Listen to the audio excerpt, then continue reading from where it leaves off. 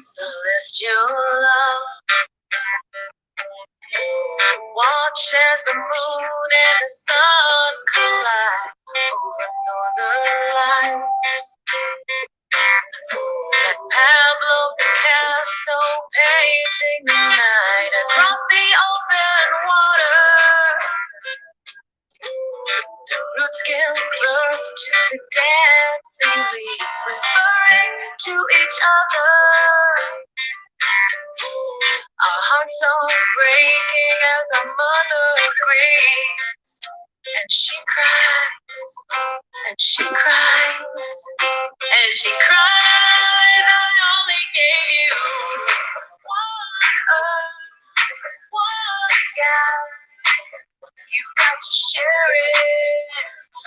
The ground burns, the heavens cry. You must prepare it. Your children's lives are on the line. So raise your voice. It's time for us to unite. This is a war cry.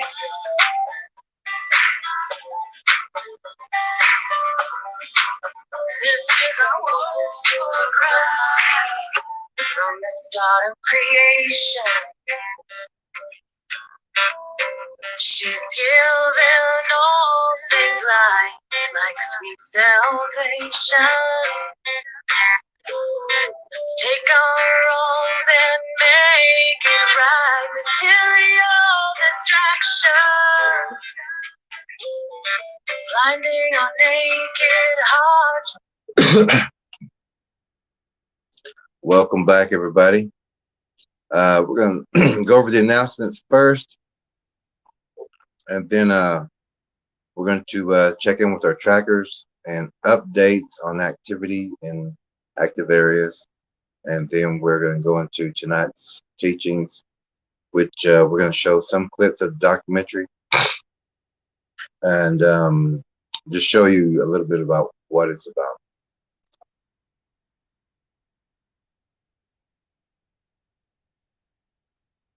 First announcements are I have two Facebook group pages. That's the Oklahoma Bigfoot Predator Watch, in parentheses, Antlers and surrounding areas. Also, Choctaw Missing and Murdered Woman, WOMBMAN, and Sun Center and Database. Those are both on Facebook, and we link these live streams to them if you miss them or can't find them. The Bigfoot documentary, it's titled The Oklahoma Bigfoot Predator Watch, Antlers and Surrounding Areas, as the group page is on Facebook. And we're going to be showing clips of that tonight, or some of it. And we will periodically also do that as we teach. Fouke, Arkansas, June 18th, which is coming up. That's a one-day festival this year. It's from 9 a.m. to 6 o'clock p.m. in Fouke, Arkansas. It's also the 50th year of the release of The Legend of Boggy Creek. So if our friends are doing well, Bigfoot will be there. Keith Crabtree, who played Bigfoot in that movie, if he's well, he will be there.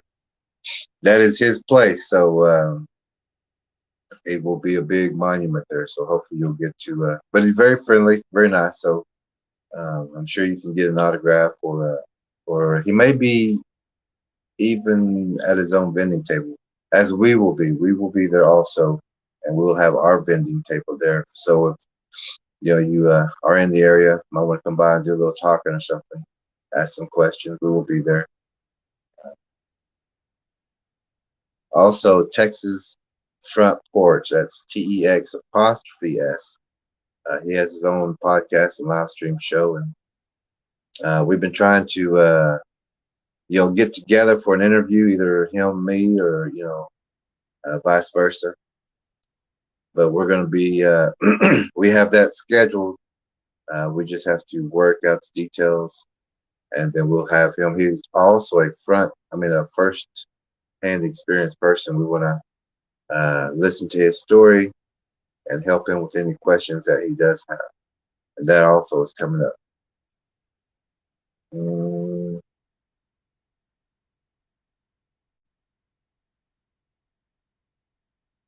And we also want to help teach a game to the children.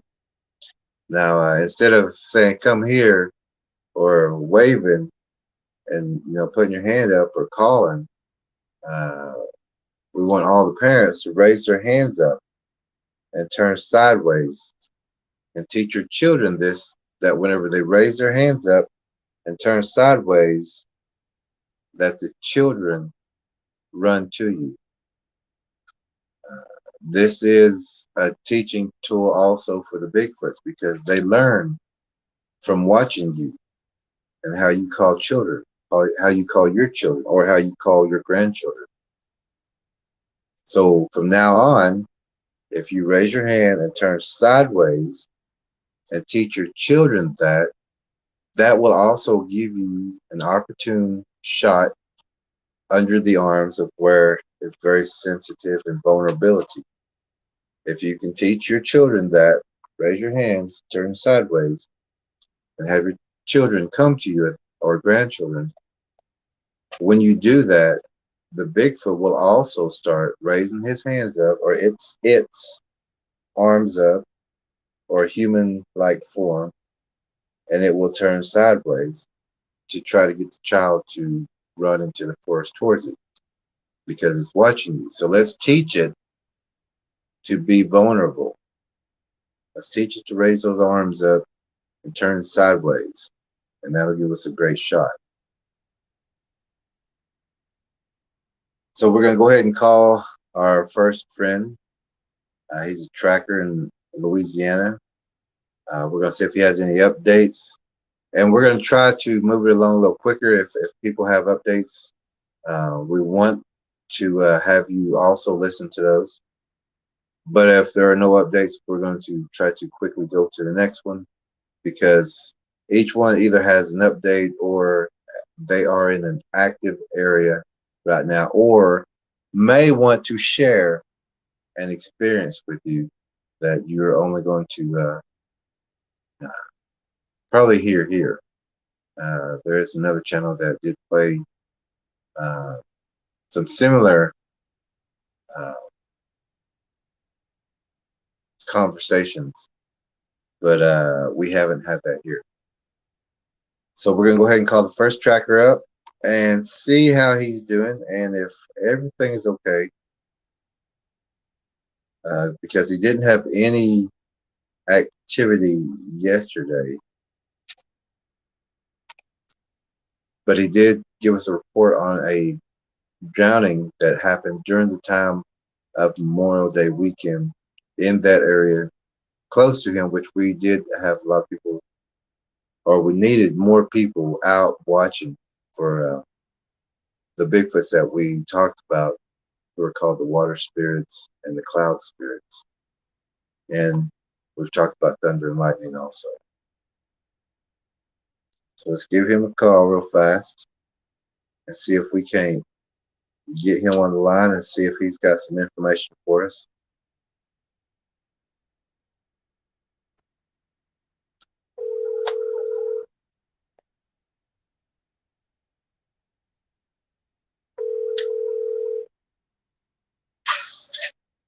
Yo.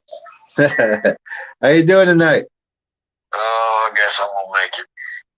I'm here anyway. Well, that's good. We're on air on the live streams. Just wanted you to know. Yeah, I didn't know that. The one we was talking about yesterday, the one that hit ground, they finally released his name, but then they didn't give any more details. So, Wow. yeah, and didn't really give any details at all about nothing. So. And that's just all the. A lot of times they just don't say anything about it. And there wouldn't be an autopsy report, huh? Yeah, well, I'm sure there was, but you know, there wouldn't be something that would be public, you know. Yeah. Yeah, I know a lot of the family just don't know what's going on, so uh, I just wish they would all do autopsies and find, look for blood missing and puncture marks, especially now. Yeah. You know, if they do, though, they end up explaining it away, blaming it on something else. So. Yeah, yeah. So, is there any activity in your area, like that you know of, or anybody reporting anything, or? Nobody reporting anything, as of yet, when I've, talked to people in the past couple of days, nothing new, so. Well, that's also good news. Yeah, I hadn't been hearing too much at night. I hadn't been staying out too late at night, but I haven't been hearing nothing myself, so. Okay. Huh. Well, either they got very familiar and they know what makes noise and what doesn't in your area, or they're off somewhere else. Yeah, probably somewhere else, somewhere else, going off, hunting or whatever. Yeah. Yeah, we're do you know about the Walmart that your friend works at or talks about from time to time where she works? Yeah. Have you got any reports on those areas, or? Yeah, I haven't got any more reports on her from that either lately, so. Okay. Yeah, well, we'll check in with her in a little bit and see if she has something. She's been talking about there a lot of activity around that back of that Walmart area where young people have to go out or sent out, to take food scraps out. Yeah. Yeah, send them out to the dumpsters at night. Yeah, that's very unsafe. And it seems like they have well, they got like one dumpster that's like all the old produce and stuff like that goes in, That's where there's been activity around that dumpster, Oh yeah. Yeah, it's just like a time bomb. It's just, you know what I mean? Yeah. And it's already happening with these drownings, but and I think we're going to be talking with the grandmothers. Maybe give us a report up or an update on that one tonight, also. Yeah. Yeah. I haven't been hearing nothing from anybody, they're not hearing any activity or they're not staying out like they was, Yeah, it's A lot of people just kind of been staying close to home. They haven't been going out fishing or camping or anything, either. So. yeah, that too. And well, we know some people going camping next weekend, and we're gonna keep an eye on them. They haven't seen these creatures, and they don't fully think that they're right around here, and they're going to a fishing and camping spot, and all these ambush spots we're talking about, and they're going exactly where we would say don't go. Yeah. So we're gonna keep an eye on them, I guess, that weekend. And then we're gonna be down in Falk, Arkansas for that festival. Okay. Yeah, I don't know. I'm gonna have to kind of work on my own truck this weekend, so I'll know, more. Yeah. Not what I'm gonna be on there, 'cause that, yeah, it needs a water pump, so. Yeah. I don't feel like doing it. Somebody's going to help me on it this weekend, so. That'd be good. Yeah, hopefully you can make it down there. Yeah. I just recently here, just like a little while ago, I kind of finished up on it. I was doing a little research, seeing if I could find some of the old stories from the area that was told, and it kind of led me up into some more stories, into Arkansas there in areas we've talked about before, in some of the old Caddo land, Yeah. And a lot of these stories, a lot of this stuff goes way back. And people, a lot of people say, well, it can't be true. Somebody would have killed one by now, or somebody would have seen one, or something. Well, we know of people who has done that. And hopefully we can get them to share that information sometime, but we're not gonna force anybody, or you know what I mean.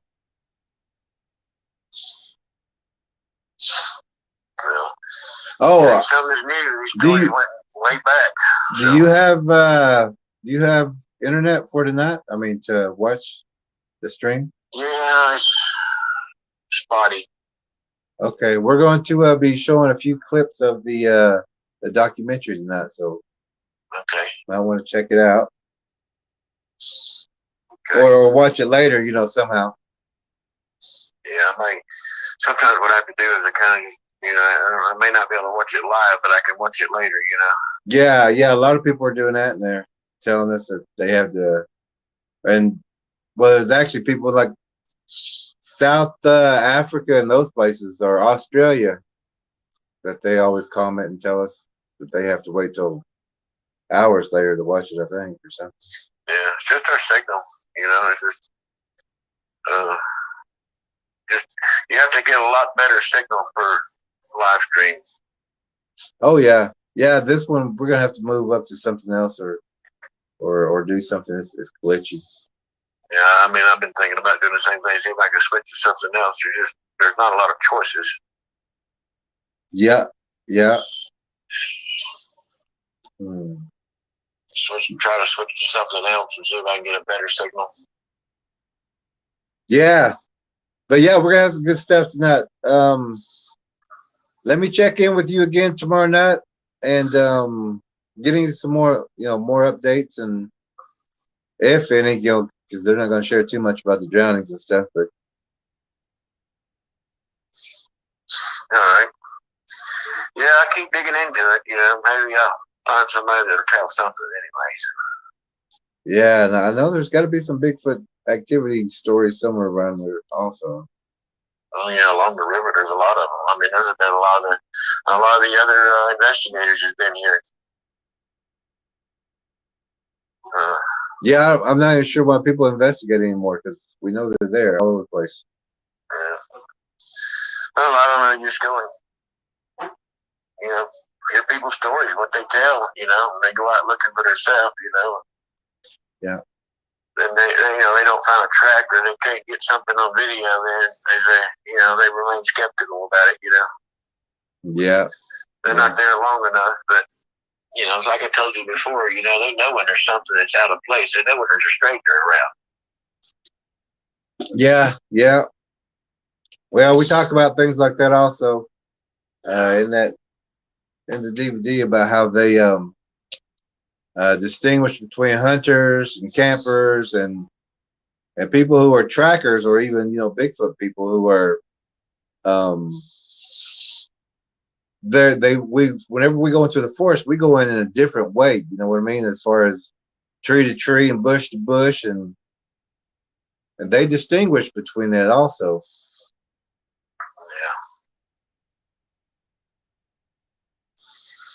They haven't lived all this time by being stupid. Well, we teach them how to maneuver around us. They watch us, sure. and then I'm very sure they do. They learn from us. Yeah, we tell them what time we're going to come home, what time we're going to go, what time we're going to get up in the morning when that light comes on, when that light goes off. They just sit out there and watch. And, we tell them exactly if we're observant when we come home at night and jump out of the car and run around that corner. Yeah, your habits. Yeah. Just like your dog. Your dog learns your habits and knows what you're going to do before you know. Yeah, that's also what we talked about in the DVD, about that you have to, when you're deterring Bigfoots, you have to lose your habits, routines, and schedules. Because you just help any kind of predator, whether it's human or these Bigfoot predators, but we actually teach them exactly how to take us by our habits, routines, and schedules. Yeah.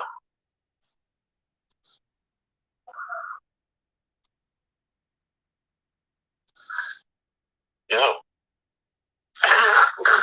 Well, let me call our next person because she sent some pictures in, and she's got high activity in that area, and she's out of Alabama, grandmother out of Alabama.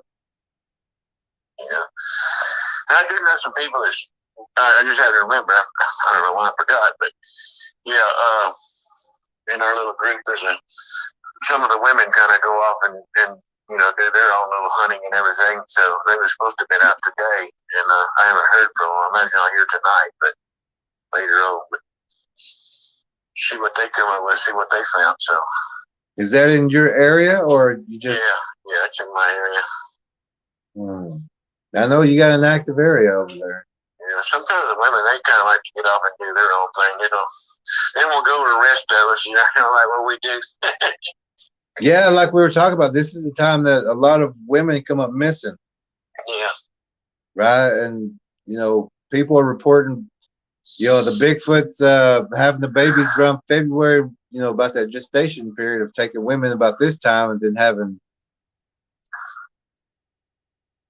Yeah. I should have something on that tonight, or have something by tomorrow anyway on that. See what they came up with. Actually, usually they do pretty good. They usually find a lot of good tracks. Because I'd say that group of women is probably more serious about it than a lot of the men are. Yeah, we were talking about that on the show the other night about how if they were serious, they wouldn't be showing pictures of vacations and scenery and stuff. It would be getting people information and knowledge every day. Yeah.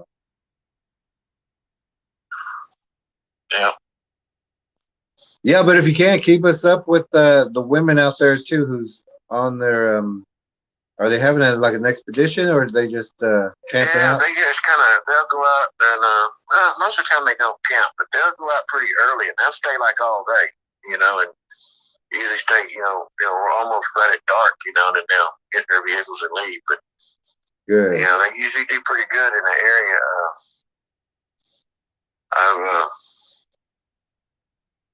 I was talking with her. They was kind of asking for some ideal places to go look. I gave her a few places that they could drive to and could walk in and out of easily.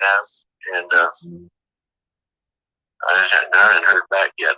She usually will. She'll take pictures and stuff, and there's a lot of audio and stuff too, and video. So she usually sends me all of it.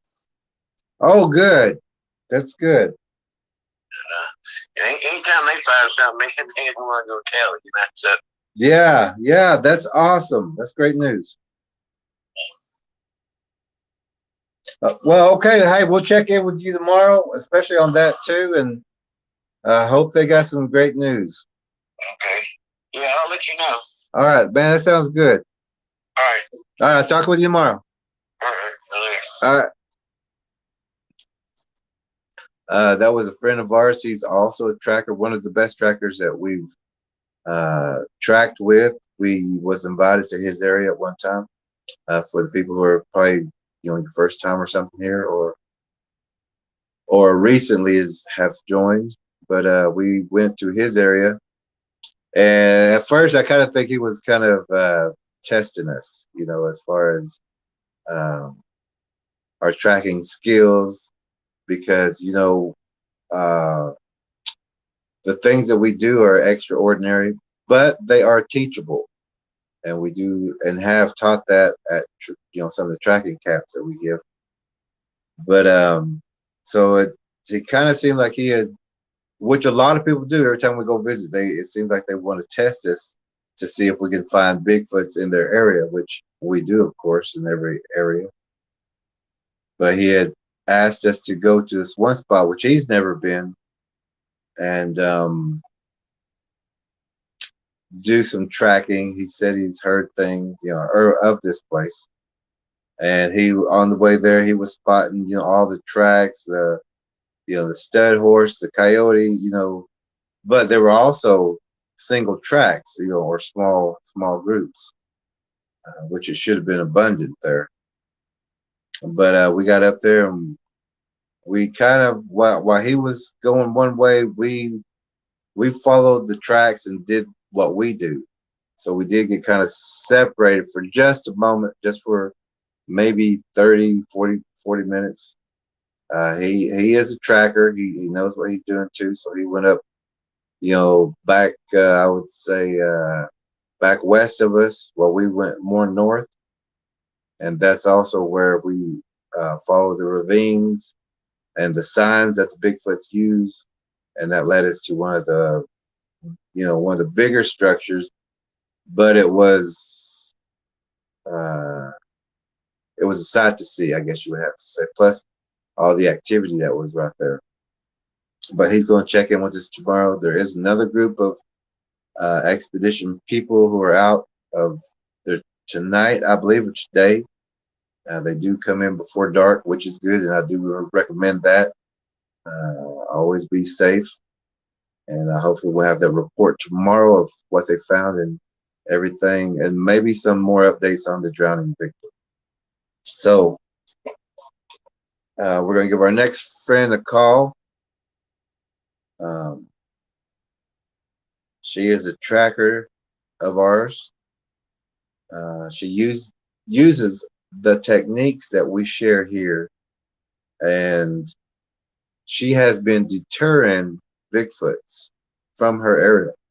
We're also going to share some more information with her tonight for her to use to deter them further back. Always remember, they will still be around though, but you can push them back and get them to start going in other directions instead of pinpointing you, because you actually pinpoint them. Now we're gonna, and she has activity right now, and we first met our tracker friend here a very long time ago, and she had some questions, and we were just giving information out to everyone at that time.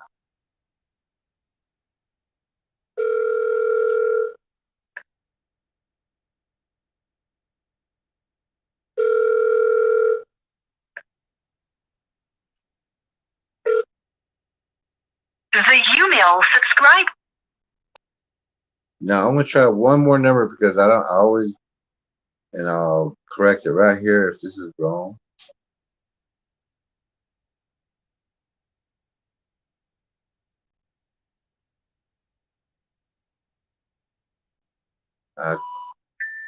You call? Okay.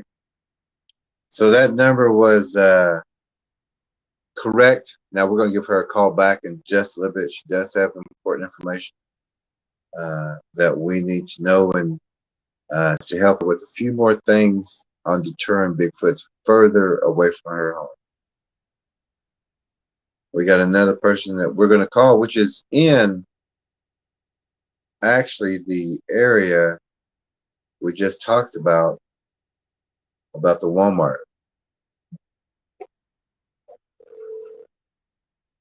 And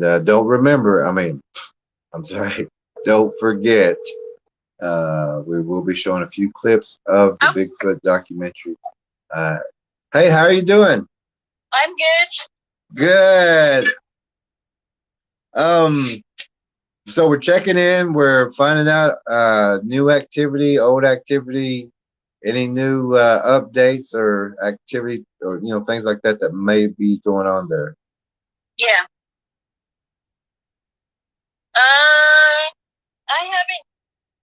I haven't hear anything yet. Just I think 2 days ago or 3 days ago, I told you that something or whatever walked by the window. Yeah. That's the only time. And then no, a day after that, we heard that loud scream when we came back from work about midnight, a little bit after midnight. And that's about it. Oh, and what is with the daughters going to the spot? Oh my gosh. I just found out yesterday.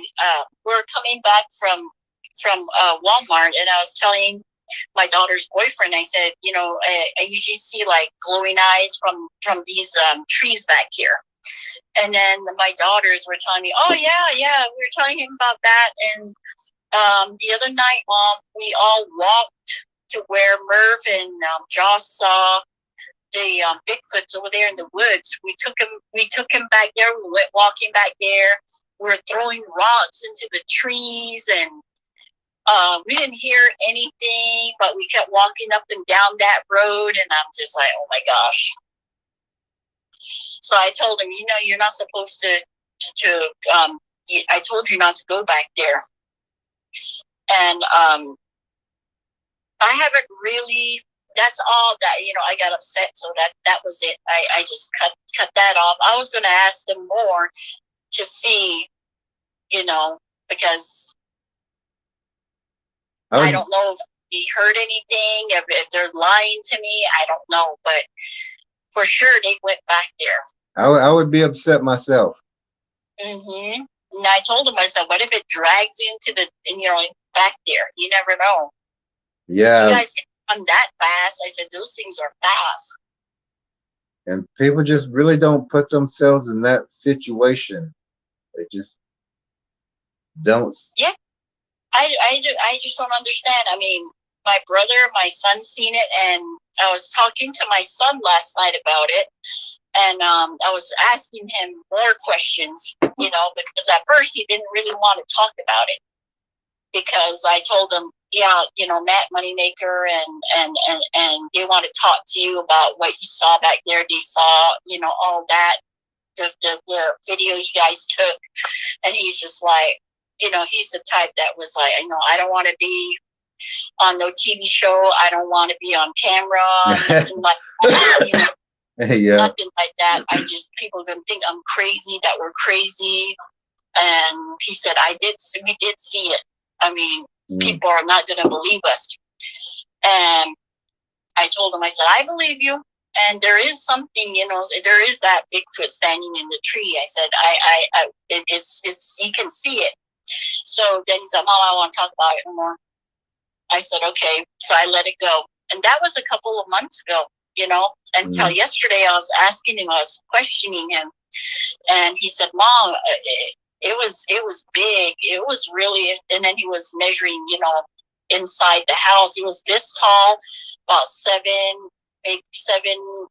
feet tall, maybe the bigger one. And Mom, he said that it was huge. It was wide. But the little one is when Uncle Merv said, it's the little guy. There's a little guy right there. Look. And he said that, all right, bye. He said that it was smaller than the big one. Like really like a child, you know, like a small one. And I got more information, you know, as to what it looked like from him.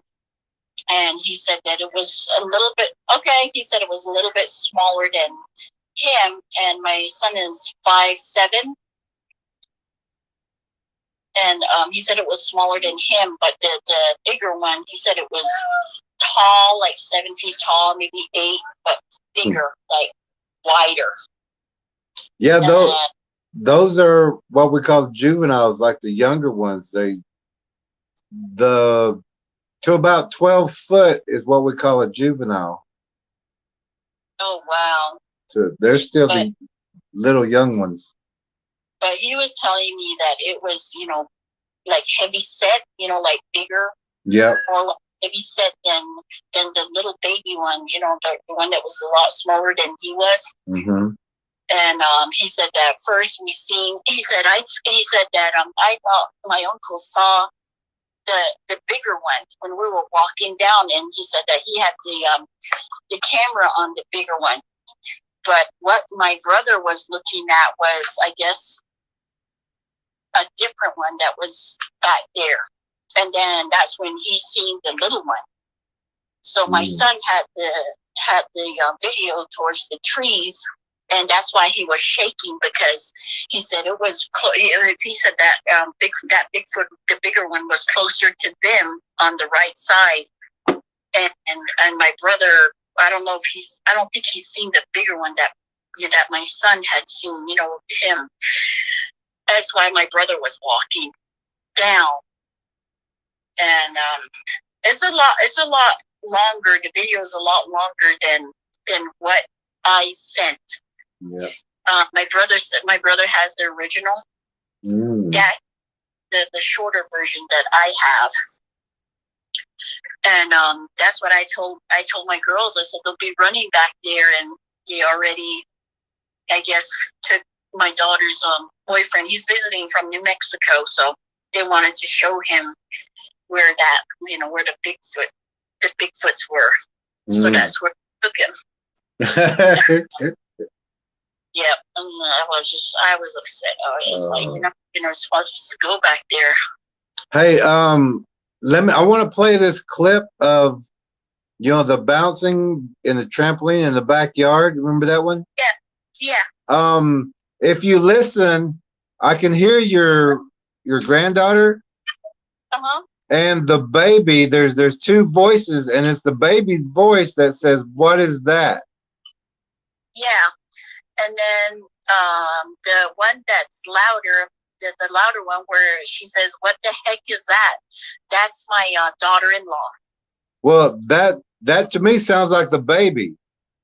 Oh no, that's my daughter-in-law that's saying that. But when there's three people. When that sound, that scream, that's when the baby stops and looks, towards the east. My daughter-in-law looked that way and was like, "What the heck was that?" Wow. Okay, so that was after a scream. Yeah. And she said it was about 4:30, close to 5, that happened. And my son and my brother, they were walking on the back roads and Liddy Road about that time too. 4:35, 6, somewhere around there is when they seen them. Wow. So I think they start to come out like when it's when the sun's going down. Oh yeah. And my brother that week, I think it was the next week, 2 weeks after that, he said that he came out here outside to smoke. We don't allow people to smoke in the house because of our granddaughter. So they come outside and smoke. So I guess he was sitting on the little swing out here about 5:36 somewhere. He said it was still dark and he was sitting there smoking, and the same scream that was heard on the from the video, the same scream. It screamed, he said, 3 times. It screamed 3 times, and that was it for him. Got up off the swing and just went back in.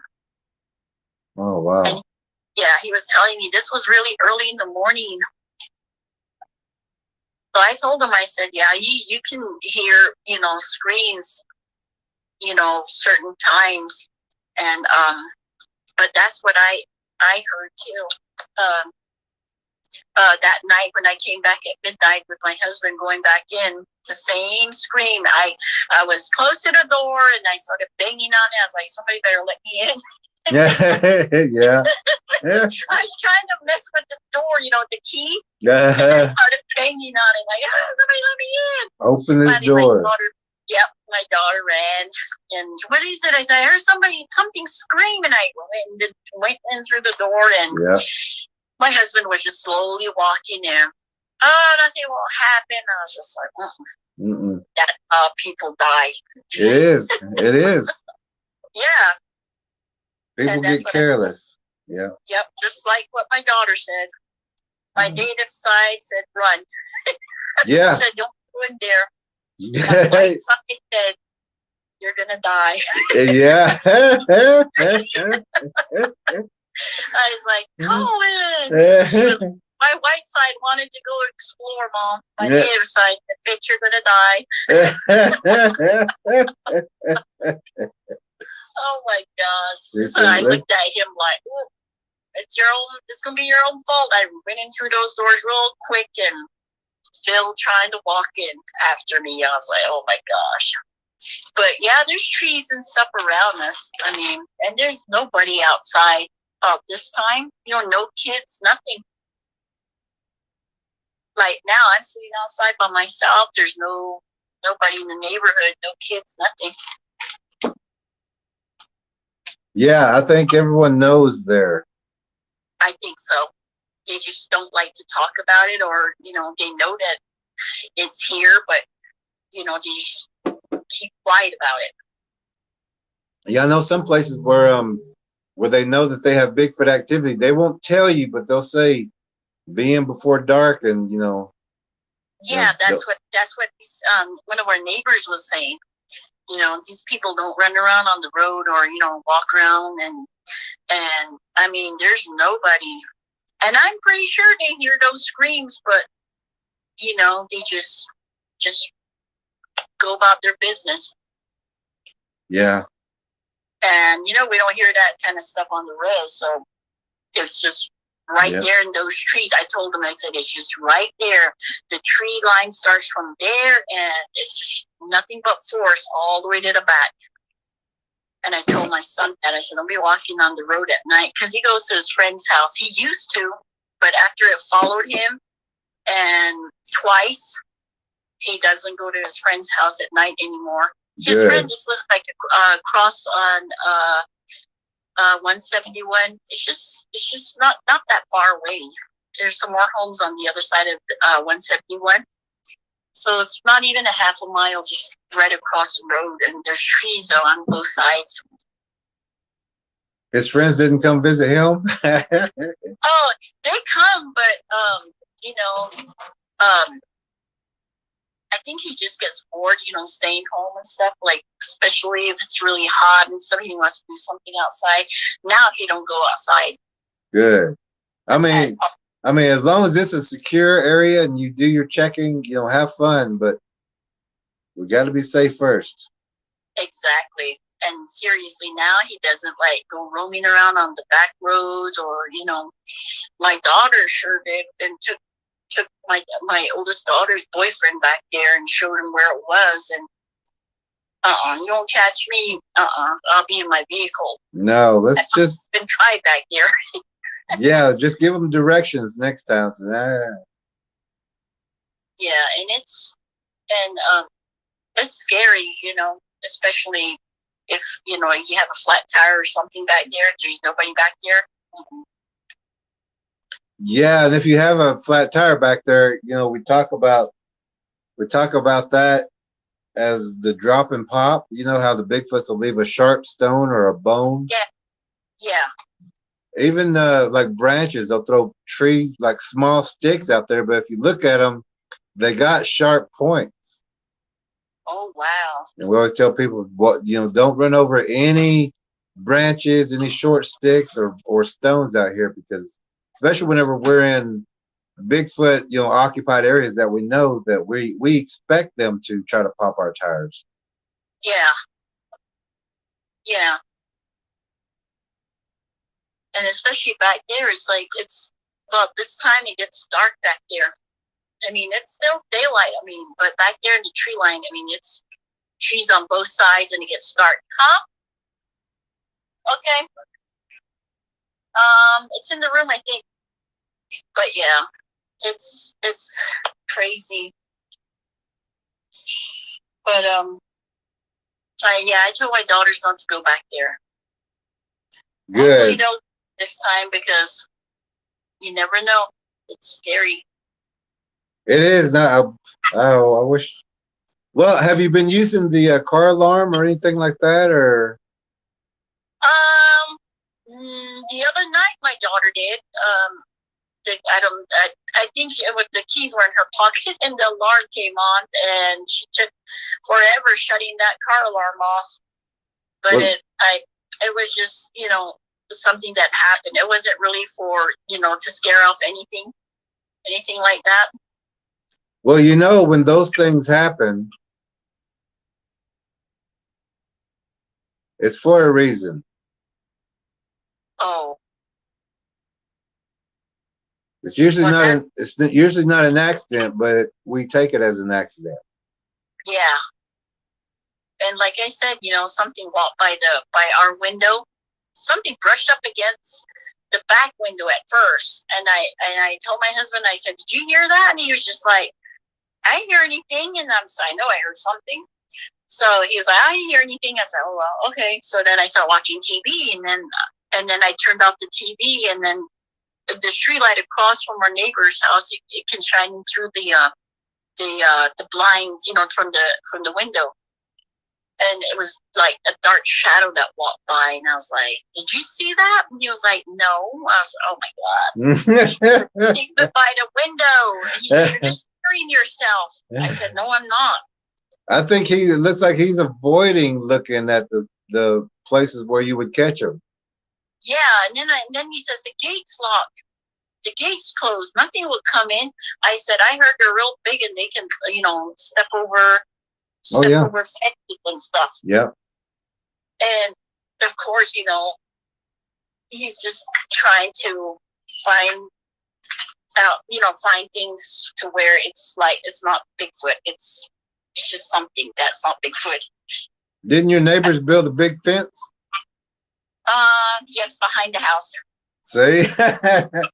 Uh-huh. Is your gate as big as their fence? They don't have a gate, but the thing is, their fence is like, it's just a fence that just like kind of like a line fence, where I think it's like a hook, that attaches to our chain link fence. Uh-huh. So they just loop it around to close it, but it's high though. Kind of like a tennis court, huh? Yeah, and I told Dwayne, I said, "Are they even scared? Because their electric's off, so their electric is completely off.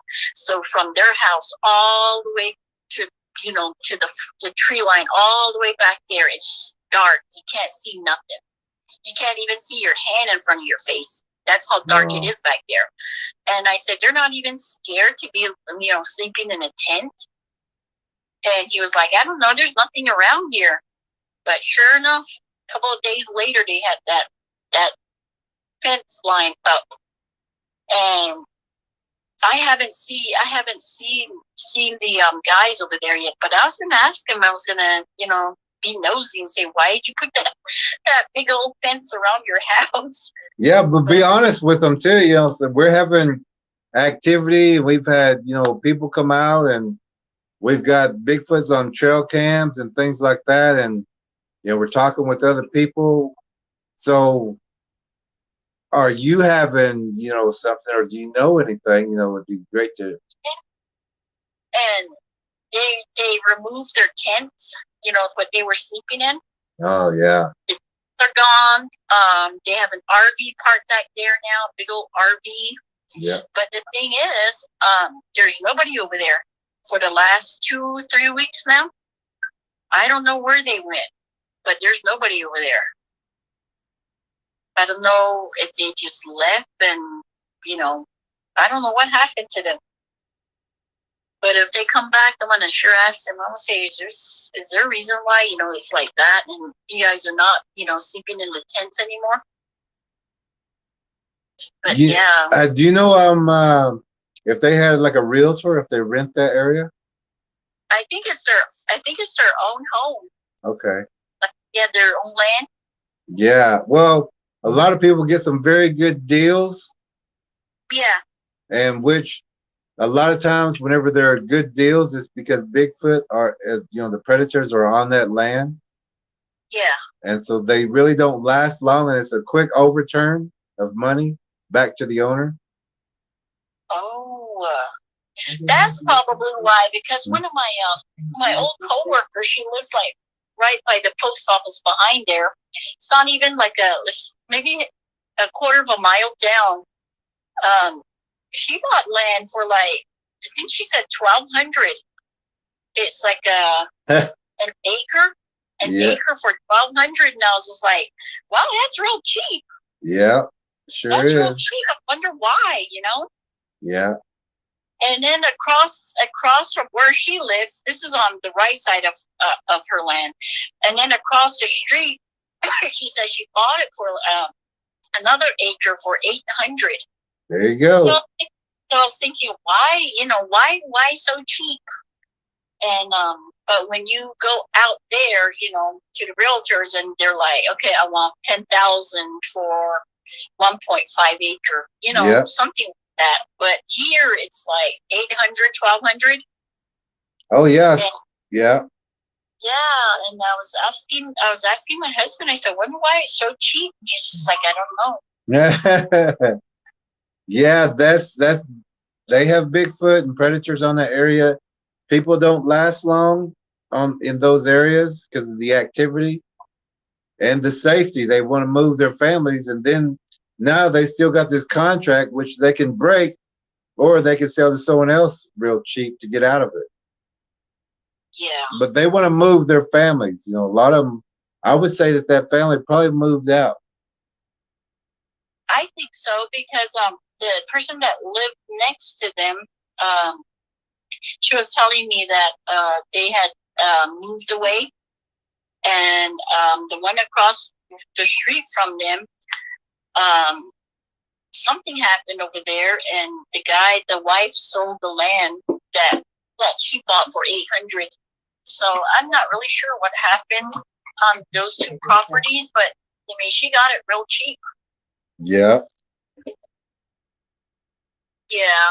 So, but where we live is the house behind us, across from us, beside us, on both sides. But the house beside us on the east side, there's nothing but trees all the way down.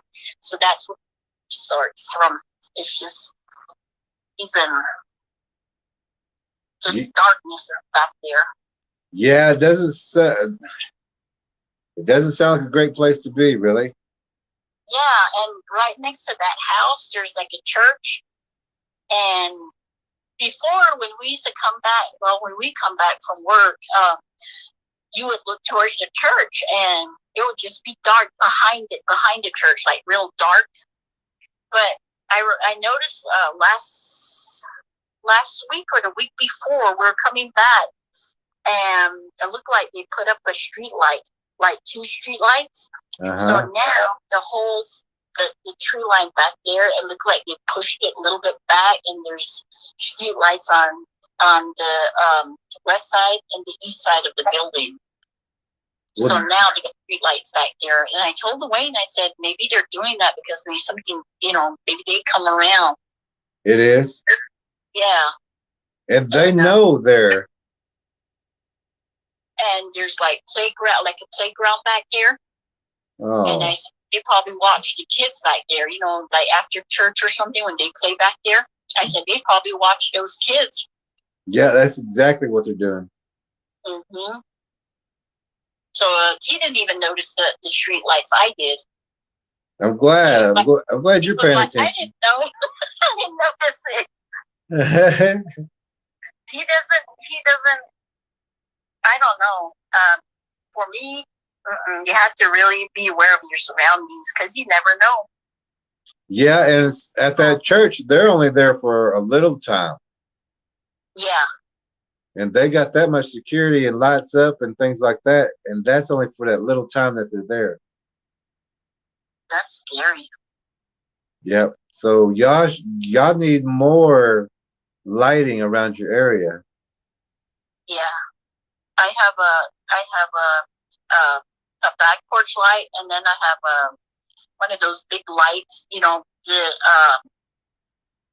It's like a street light, but it's a big light that it shines quite a distance from the house. I have that behind the house, and the front is a street, but the house beside us has a street light, which it shines across into our yard. But I told Dwayne, I said they can move around through these homes too, even on these roads. Yep. On highways, because I seen one. I said on TV that I think it was in Alaska. It actually went it went over a fence and it went onto the street.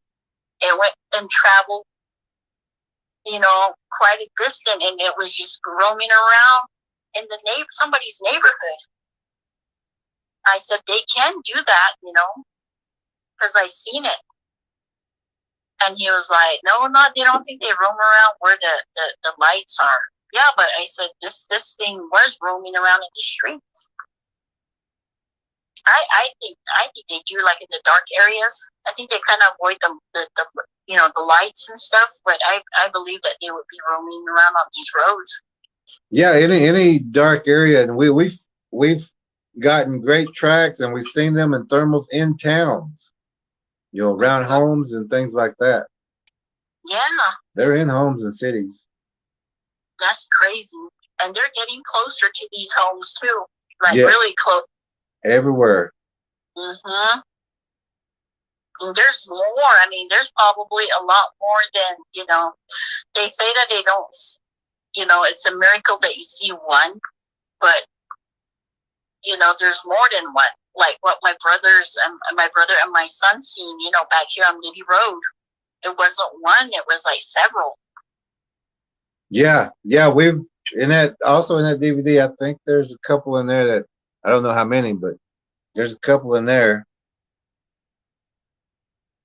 Yeah, and even my grandma, this was when I was real little. I think it was about 6, 7 years old, maybe 8. I was little, and went up to the mountains to go, how elderly, they visit each other, because my grandma's friend lived at the mountains, in the Trisca Mountains, and my grandma wanted to go haul some wood, so we went up there, and she wanted to go visit her friend. So we went way somewhere up in the deep mountains, and we went to go see her. And she had cooked outside, so we were sitting outside at the tables. And I understand Navajo, and I understand Navajo, so they were talking, and I was listening. And all I remember hearing was, keep your grandkids close to your vehicle. There's some hairy monsters, right down here where the wash is. Our sheep herder was herding sheep, and the sheep started running up, so he went down. He was walking down there to see why the sheep were coming back up instead of getting water. And the sheep herder had seen these hairy monsters. They look like humans, but they're hairy. There are different colors. There was a brown one, some black ones. There was an old one, an older one that looked like grandpa. It was grayish white. There was a red one, like a orange color, but there were several sitting there, drinking water or something. So I guess the sheep herder ran back up, got my grandma's friend, the husband, and they got their guns and they went back down. And they did see it, but they just went back up. And that night, the sheep herder was, sleeping in a truck, in a camper. And I guess it started shaking the camper. The guy was screaming and was trying to break into the camper. And the guy came out, shot off his gun, and that thing took off. So, my grandma's friend was telling her that, and I remember that to this day. And and then the wood knocks. I always thought that there was a whole bunch of people chopping wood, in all different directions. Yeah. That's what I was thinking. Me being little, and now when I hear that on TV, and I was like, oh my God, that's just what I heard when I was little up in the mountains. You would hear somebody chopping wood over here. Next thing you know, it's on your left side, chopping wood, and then it's all around you, like all that noise. And then I'm thinking, there's a whole bunch of people out here chopping wood. And I'm thinking my grandma probably thought that too, because we just minded our own business and collected wood. And we would go home and not even think not even think that, we were being watched. Yeah. I remember that, though. I remember that time, but that's how I was telling my husband, I said, I think they traveled in groups. There's probably like a family or something, Hunting not just groups. not just one roaming around, out there. They're never alone. Yeah, I said, I think they're like a family group. Hunting groups. Yeah. And I bet you they're probably, out in the desert too. Yep. Yeah, because one time my husband and I, we had made a trip to Flagstaff. We left from Gallup about 11:30, and we took off to Flagstaff. And it's just something, just a spur of the moment. I said, let's just go somewhere because I'm so stressed out. We got in the car, we went towards Flagstaff. Got to Flagstaff, picked up some items, went to the Grand Canyon, South Rim, went all the way around through Tuba City, came back down through Hopi Land, and then right there in not Sanders, before Sanders. My God, I forgot that little area, the name of that little area. It's past the Hopi Land. We're coming back about midnight or so, and there were some kids playing at a closed gas station, and they were skateboarding. I said, what are these kids doing out here at midnight, skateboarding? I said, they need to go home. You never know what's out here. There might be skinwalkers. Yeah. So my husband agreed, and we just kept going on that main road. And then all of a sudden, my light was on high beam, and I saw something big. It did like 3 steps, and I think on the side of the main road, I think it was like a dip, because I just saw that it had no neck, but it was black and hairy. It looked like a gorilla, and it just like did 3 steps, and it went behind the weeds that was on the side of the road. And I looked at my husband, I said, did you just see that? He said, yeah. I said, what was it? He said, I don't know what the hell it was, but I never seen its ears was kind of pointed, like it's like a regular human ear, but it was pointed like a little bit upwards. And I said, oh my God, I said, those little kids, it's just a little ways from the little kids. So we looked at each other and said, I'm going to turn around. So we just turned around in the middle of the road, and I went 60 going back to where those little kids were. And I told them, I said, right up the road, there's something big and hairy that went down the side of the road. You guys need to go home. So we actually had to take 2 kids home. And they lived at the housing quite a distance from where they were at. So we took them home. The rest they went home. And we dropped the kids off. We told the parents what we had seen, and then we took off again. We just kept going, and I didn't look on the side of the road, nothing. So I got back to work, and I told my friend, who is actually from Sanders, and she said, yeah, they talk about something, something that looks like Bigfoot. It might be Bigfoot. You never know. They see it around that area. But I said, in the desert? And she's like, the mountains are just right there too in Flagstaff. She said, yeah, they see that quite a bit around there. And I was like, oh my God, I guess I did see it. Yeah. Yeah, and it was crazy. And I told my dad, and my dad was like, I told you not to travel at night. That's the reason why you don't travel at night. I was like, oh, okay, never mind then. Yeah. But, he didn't want to come out and say there's a Bigfoot or creature skinwalker out there, Yeah, and I was telling my husband, I said, did you see that? And he's like, yeah, I saw that. It has like a little pointed, it's not really pointed ears, but it's just the way it was shaped. It looked like it was domed, the ear part, it was domed. But it was all dark, though. It was dark. It had no neck, but the arm part was like thick and wide.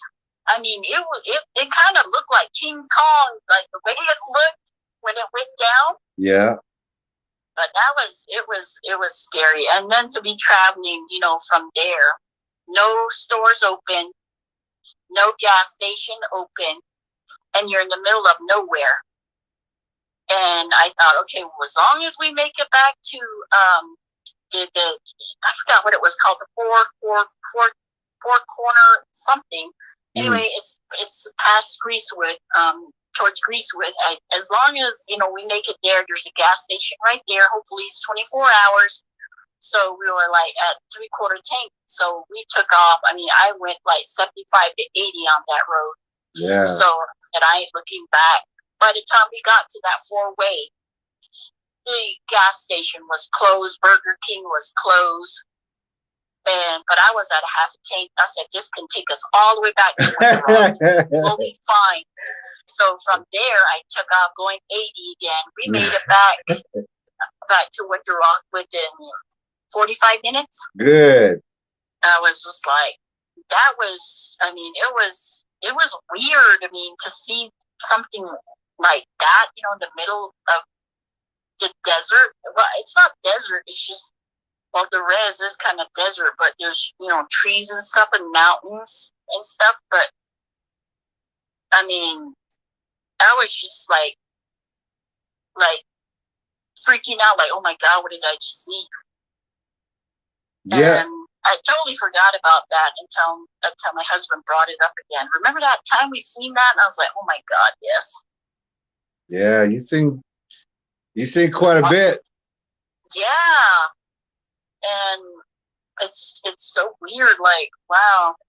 And I started to remember, and I was like, oh my gosh, it's crazy, really, really crazy. But the ones here, I just seen eyes and stuff. And my son is mainly the one that really heard it. It came up to him, like a little ways from him. It chased him. And, if it was, if I was walking and it was right beside me, I'll probably be screaming all the way down the road. Well, you would have your weapon with you, right? What was that? You would have your weapon with you, right? Oh, I wouldn't be caught dead going on the road. Not. Even the daytime, I would not be walking. Nope. I'll be driving in the vehicle. As long as you got your weapon with you. Yeah. As long as I have something with me. Yeah. And I told my husband, I said, because I used to run, cross country and long distance, I said I need to take that up again. And my husband was like, well, we can run all the way back there and then come back. I said, no, after what Josh has seen. Nope. Yeah. I need nowhere. Just give me a treadmill. Yeah. He was just laughing about me. I was just like, Yeah, I wouldn't even walk on this road. Nope. We have a friend who hasn't, I mean, he's starting to see more now, but at the time he'd never seen a Bigfoot. But he said, but I know all of y'all. Yeah. So he took our word as truth, and which it is, and he finally started seeing those dark silhouettes when he came home at night, in the bushes and things. Yeah, it's crazy. But my son, we usually, like I said, my brother is really into the Bigfoot thing. Like he loves that movie Foggy Creek 2, Saw Squad, all that. And every time we would come home, he would look at it. Yeah, grandma probably saw that, And then one time he showed my grandma, and my grandma said, "Oh yeah, he lives right down there." She said. Yeah, she wasn't lying. She was saying, lives right down there. And he spent the night at my grandma's house. I guess in the car, because they have like a log cabin. So he wanted to sleep in the truck. So he went up there and he was sleeping in the truck, and he said that it was looking in with him into the vehicle. Yeah. Because to see the shadow. So he used his foot to kick the steering wheel to honk the horn. So once the horn went off, that thing took off, he said. Once it ran, he said you could hear it boom, boom, boom, boom. So the dog started chasing it. So he jumped up and he said, I saw it was running down the hill. I don't know what it was.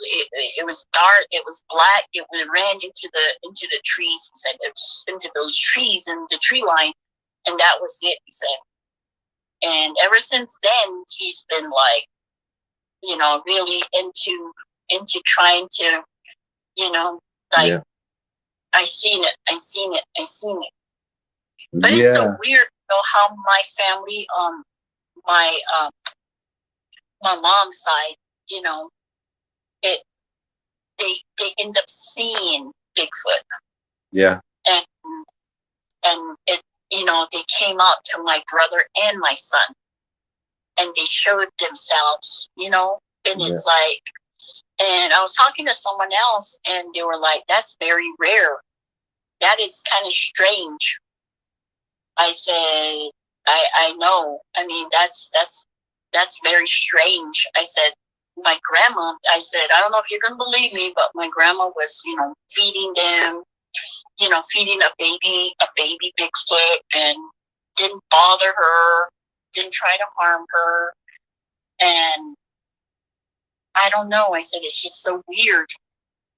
Yeah, well, we also talked about how in the DVD, how the Bigfoot will actually pick somebody and they'll even protect that person, but that's only to say that this one's mine to all the other Bigfoots. Yeah. And they'll show themselves, they'll communicate through like the mind and everything, but they're actually saying this person is mine to like a meal, or like this is their lamb or something that. Yeah. And they don't do that unless, I mean, we got friends who have had Bigfoot step out in front of them and, through the mind say, I'm the one that's protecting you or something, but. Yeah. Yeah. It's just so weird because my grandma said, because she used to do, make sand painting and stuff. And she was, I guess, at the table doing her sand painting. And that's when she saw, she looked down, she was thinking, did I just see something peek out behind the tree? Yeah. So she was doing her sand painting. She kept looking that way without, just her eyes. And she said, yep, something did peek out. So she, started talking to her husband and Navajo, my grandpa, and I guess he sat, right beside her. He was, kind of looking sideways, and he said that it looks like a monkey. So he said that every day, it comes and looks and watches. So my grandma started feeding it, and I was telling my dad, I said, you think that it still visits, that log cabin to see if, she might be home? And then my dad goes, I don't know. And then I was asking my brother, and my brother was like, yeah, I think it's still up there. Well, also it's bigger now, Also, in the DVD, we talk about this is not like your grandmother. She may have already journeyed, but another person may move into that area, and so we tell people that this may be your first encounter with a Bigfoot, but this Bigfoot, that's not his first encounter with a person. Probably. So, I mean, they've been here a while. They've watched, they've encountered, they've communicated with people.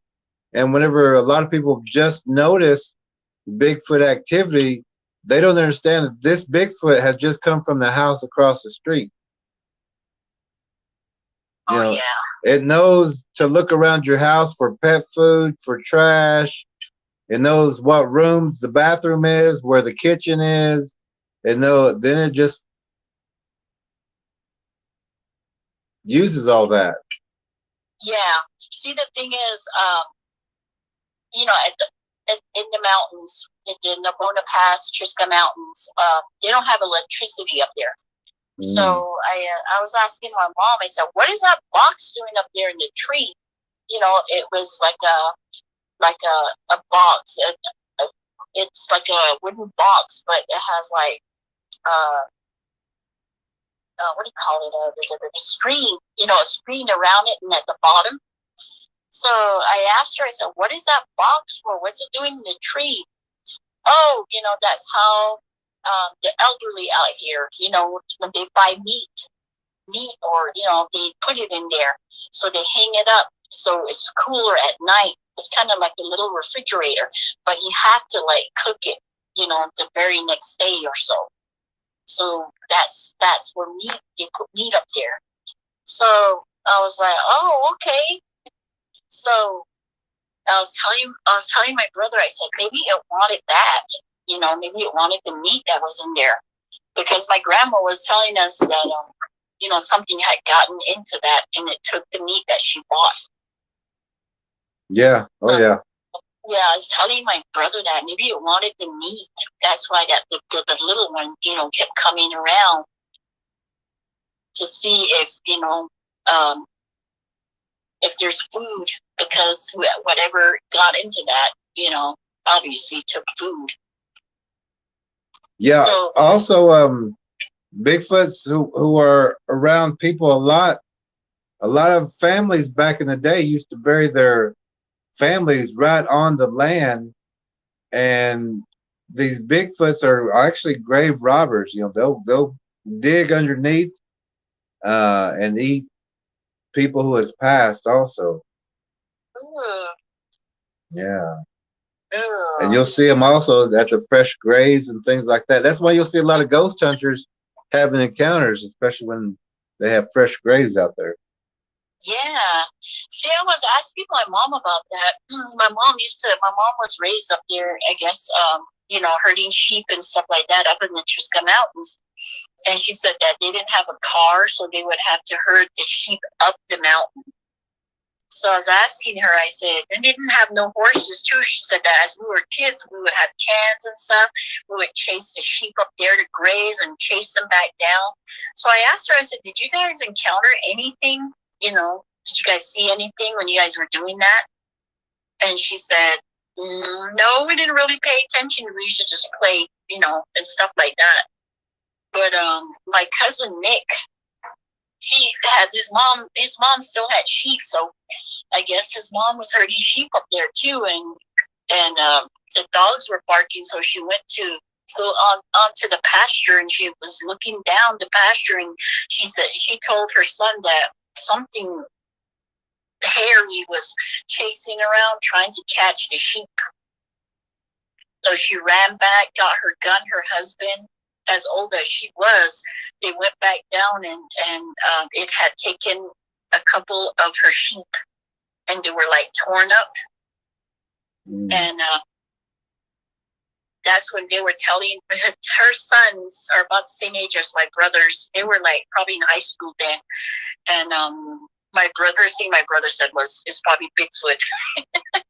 And it was. And they saw big footprints, and my cousin looked at my brother and they said, Bigfoot? Yeah, they have, the Bigfoot, they have big feet. And he says, yeah, they were big footprints around.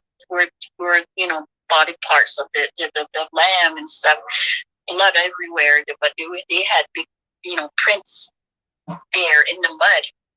So my brother was like, man, they're taking sheep now. Oh, so, they've been taking things for a while. Yeah, and I think the old couple after that, my cousin's parents never. I think they got rid of their livestock then. I think his mom got scared of it. Yeah. Because seeing it chasing around, trying to catch some sheep.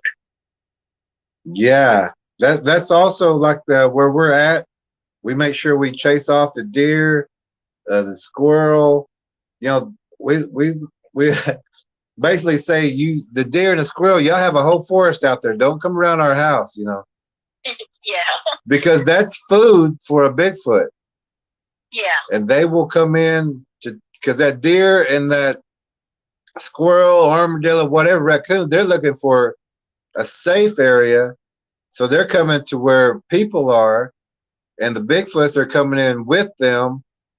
And it's like the animals are trying to just shake the Bigfoot off their tail and hoping that a human has a weapon. Yeah, that's true too. Because I noticed that coming back, from work, you see a lot of the possums. They'll be roaming on our streets here, like real big possums, not small possums. I mean, these are huge, little, huge rats. Mm. And it's always the same one. It's like the grandpa of the, it's big. And I seen it behind our house too.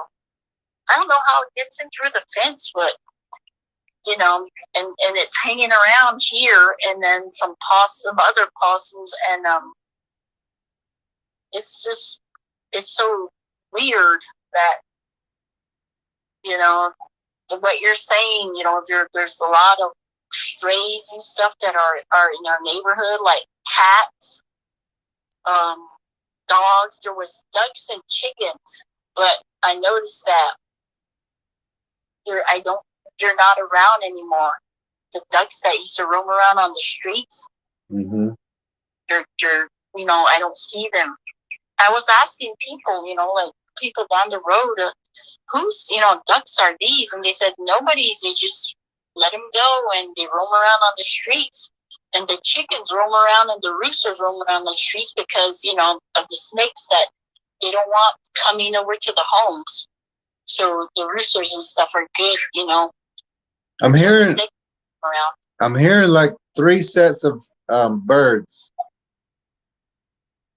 Oh, I don't know. I'm sitting outside. I don't see the birds, but they are, chirping. Well, we in tracking, we say find a bird or hear a bird, find a bird. Because these Bigfoots mimic, and if you're hearing 3 different ones, we have to kind of locate, like, is this one on my right, this one on my left, and is this one behind me? I don't see any. And see if Behind the house. yes, Somewhere. try to get just while you're listening, try to find out if one's on the left of you, one's on the right of you, or if they're all together. If they're all together, that's great. But if there's a different sounding bird over here and a different sounding bird over here and a different sounding bird over here, those are Bigfoots communicating and circling you.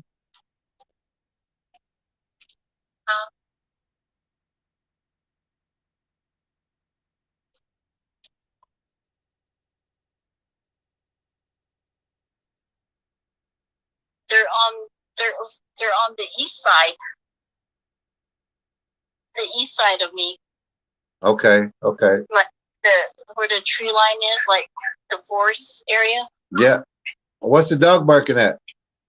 They're fighting each other. Oh, okay. I got two little small poodle puppies, the miniature poodles. I usually let them out. They play out here for a little bit, and then I take them back in. Okay. Yeah, let's they just like fight each other. But as long as we're aware of those sounds and the locations of them, we're okay. Okay. But yeah, it's just on my glasses first. But yeah, I mean, it's getting dark out here, and the lights are coming on, but it's not that dark. You know, the grandmothers always had the rule, being before those lights come on. Yeah. My brother. My son was telling her, the sister, that you better come in, you better start running before those lights come on, because once that light comes on, you're going to get a whipping. Yeah, this door gets locked. Yeah, because I was a single mother, and my son used to try and discipline the girls. Mm-hmm. And you tell them that before that street light better not come on. If it comes on, you're going to get a whipping. Now they're all older. And my son lives in Santa Fe now. and my daughter lives in Flagstaff. So, but yeah, I mean, it's yeah, it's in the tree line on the east side of the house. But yeah, it's just great. I asked the little girl Haley, the other night if she heard anything else, and she was telling me that, you know, just the last time when she went out with the boys to the back to empty the organics, they heard something in the behind the dumpster walking around. And now the boys, the guys, they usually take out the organics. They don't let us go out there. Good. Yeah. So they know. They were just wondering too what was, back there. They don't know. They wanted to know what it was. And I told them, I said it might be Bigfoot. Yeah, a couple of them. Mm-hmm. And they were just looking at me. One didn't believe me. He was laughing. I said, no, I'm serious. I've been hearing this ever since I started. I said, I started in 2019. I said, and now it's getting closer because it's right behind the dumpster. You can hear branches breaking. And I said, if you don't believe me, I said, look over here. I said, right beside the dumpster, there's long, trees that are bent in. Yep.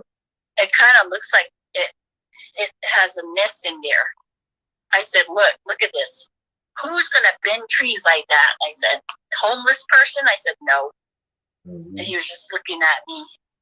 Wow. I said, see, it's right there. That's the reason why I don't come out here at night. Because I said, it's back there. It's going to take one of us one of these days. I told him it's not going to be me.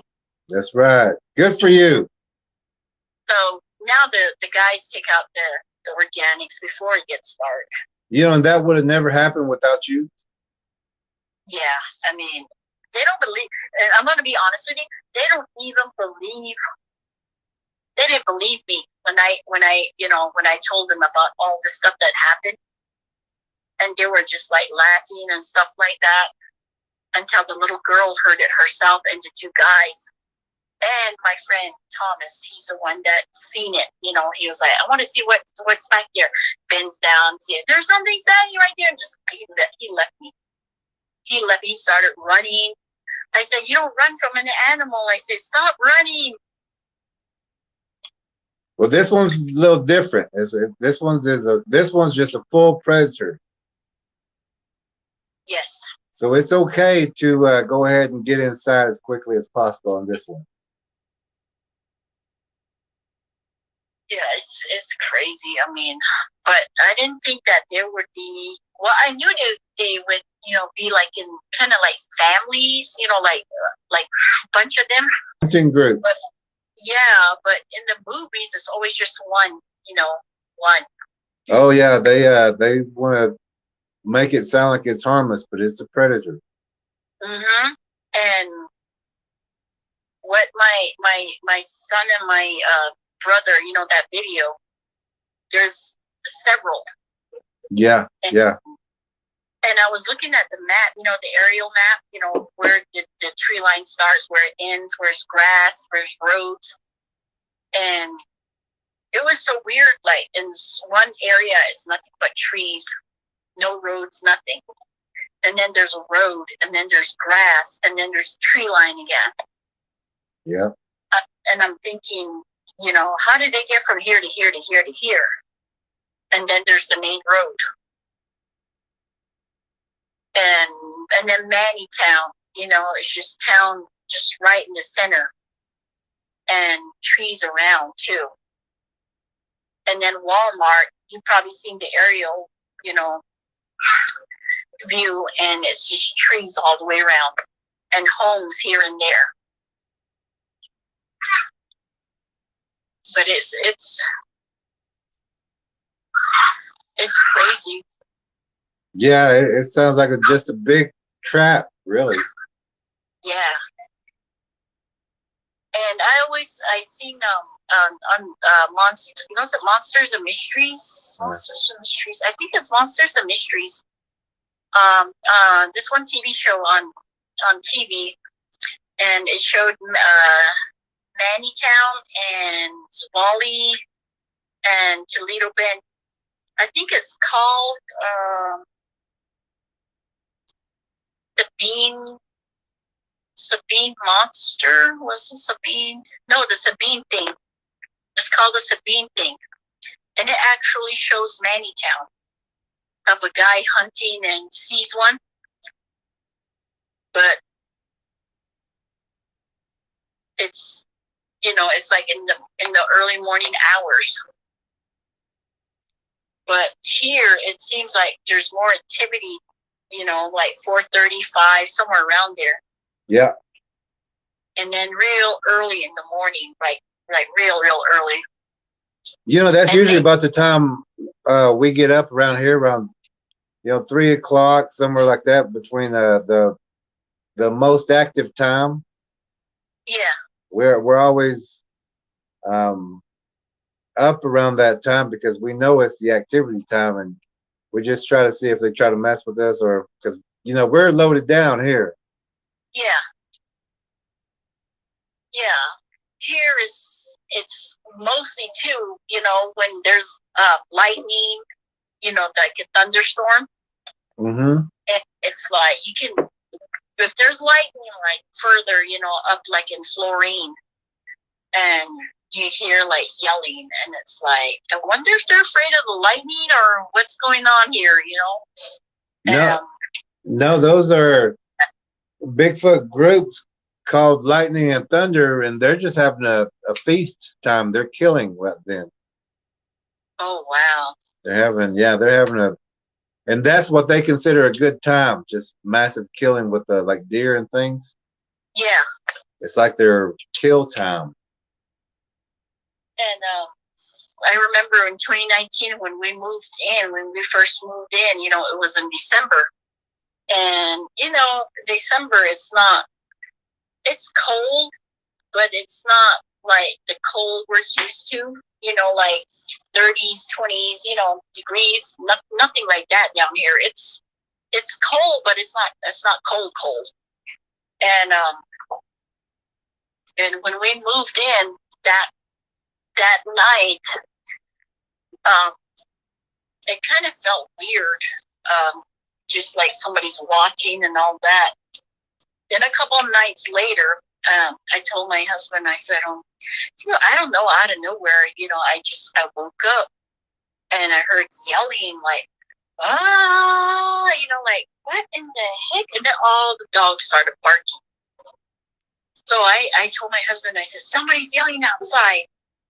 And then I don't hear nothing. I said, listen. So I heard it 2 more times. And then he says, maybe it's people drunk in the horse. I said, yeah, but the dogs are all barking and it's not people yelling at one time. I said, there's something yelling. So he just went back to sleep. Of course, I was curious and wanted to know what it was. I came out the front door. The porch light was off. Opened the door and I was listening. And I was like, what is that? So I stood there. And then I heard it like on the north side of the house, the front door. The first time I heard it was on the east side, and then the yelling was on the north side again. And then it yelled a couple of times. All the neighborhood dogs started barking. And then I heard it again, but in back of the house. Then I thought, wait a minute, if it's a man, it's sure fast, to be roaming around yelling. So I hurry up and I went back inside. I said, no, it's something. He said, it's just drunk people. So I go out to the back of the house being nosy, and I heard it again.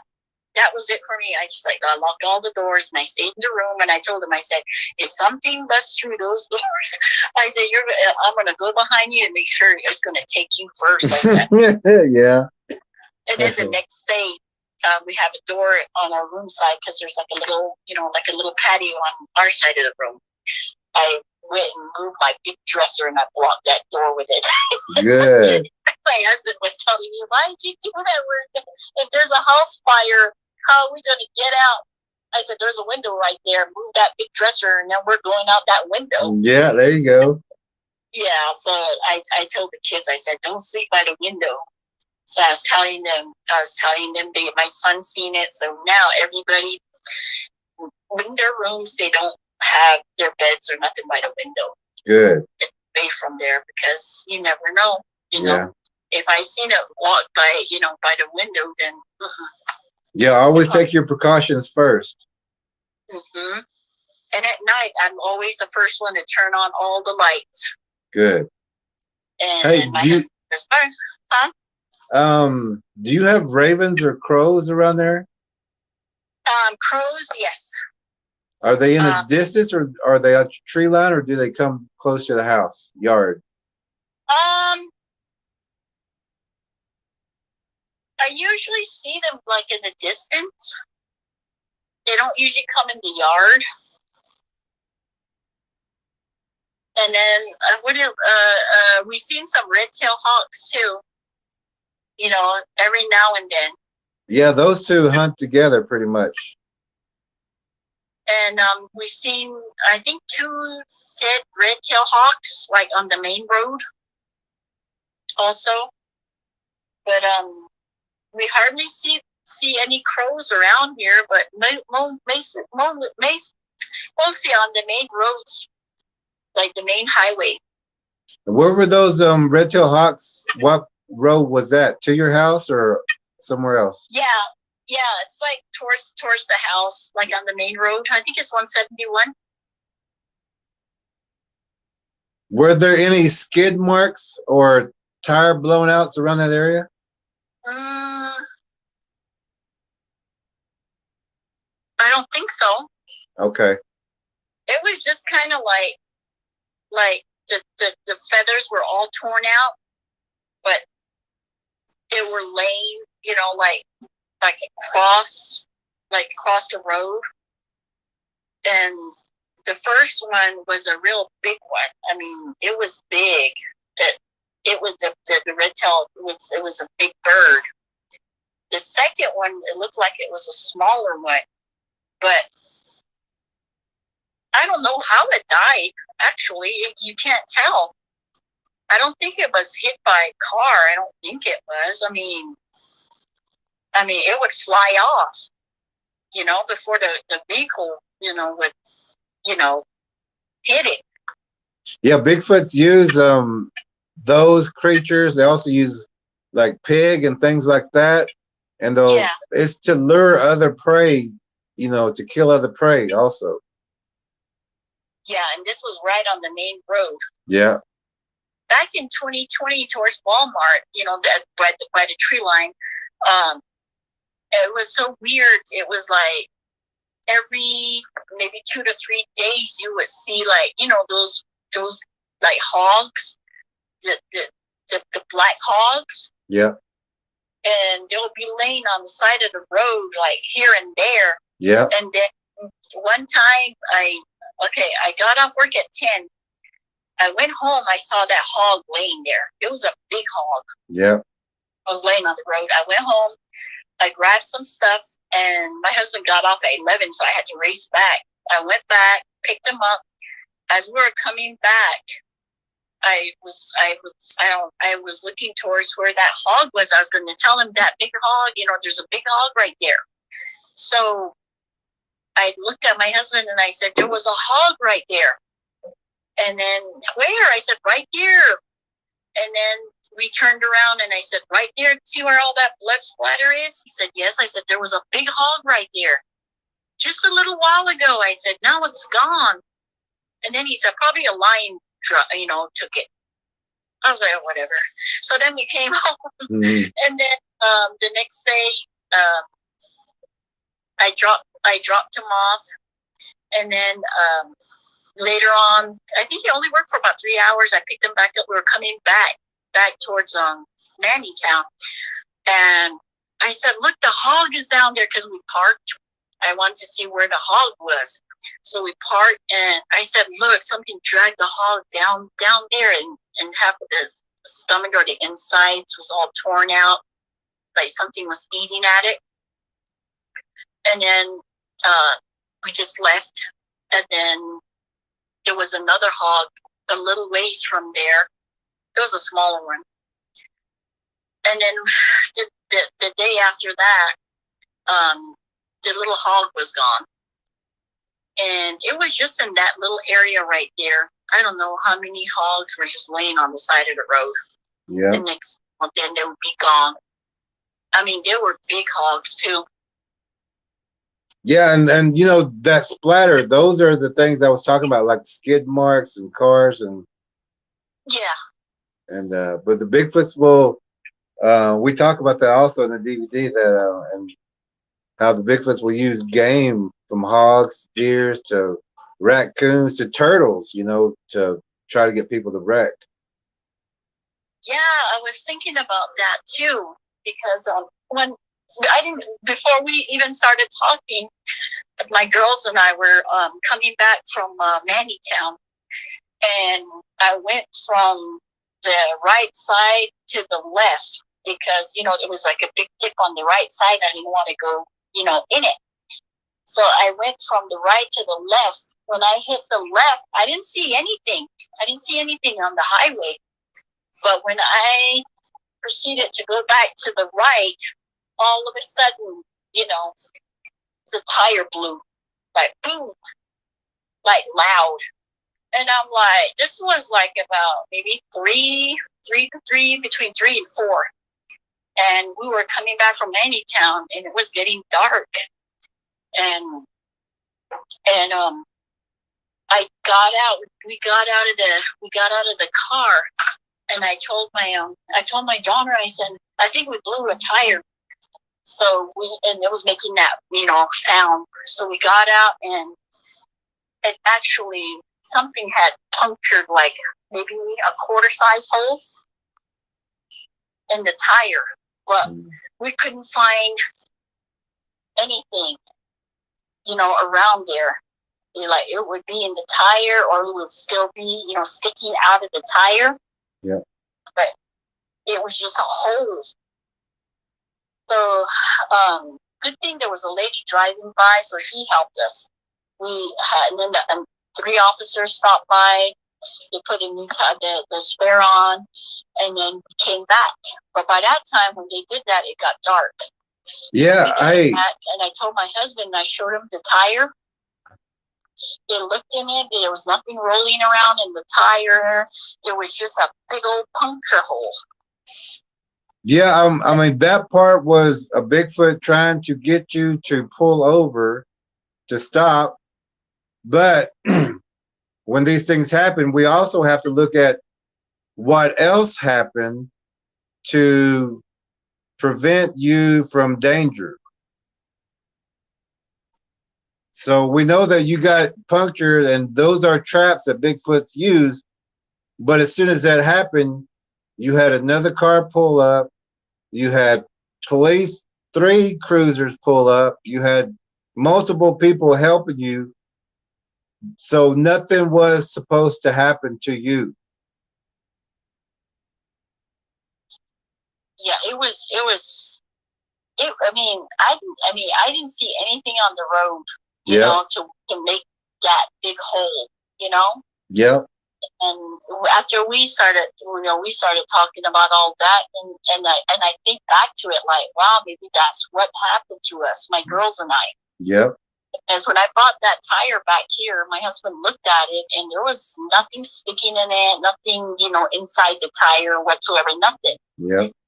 And the officers were saying, what made that, you know, big hole, like that circle? Mm-hmm. If it were to bust, you know, it would tear, you know, like it'd be like a torn, you know. Yeah. It wouldn't look like this. I said, I don't know. I didn't see anything on the road when I went from right to left to right. Yeah. And that was it. And then you know, after we talked, I was thinking, oh my God, good thing that lady pulled over. Good thing officers came, you know. Yeah. And that's why I get kind of scared, you know, when I come back from work by myself. But now I make sure that my husband drops me off, and then he goes and picks me up at night. So I will be by myself coming back. Good, good. And my daughter, I told her, stay at work. Do not come home at 2 o'clock in the morning just to come back for lunch. Good. Because I have to travel all the way back to Maine. Yeah, eat in your car, you know, stay in the parking lot till it's safe to go home. Yes. Precautions first. Oh my gosh. I just heard something behind me in the trees. I got scared and I ended up back on the porch. Well, hey, let's go ahead and get you in, get indoors, and we'll contact you tomorrow night.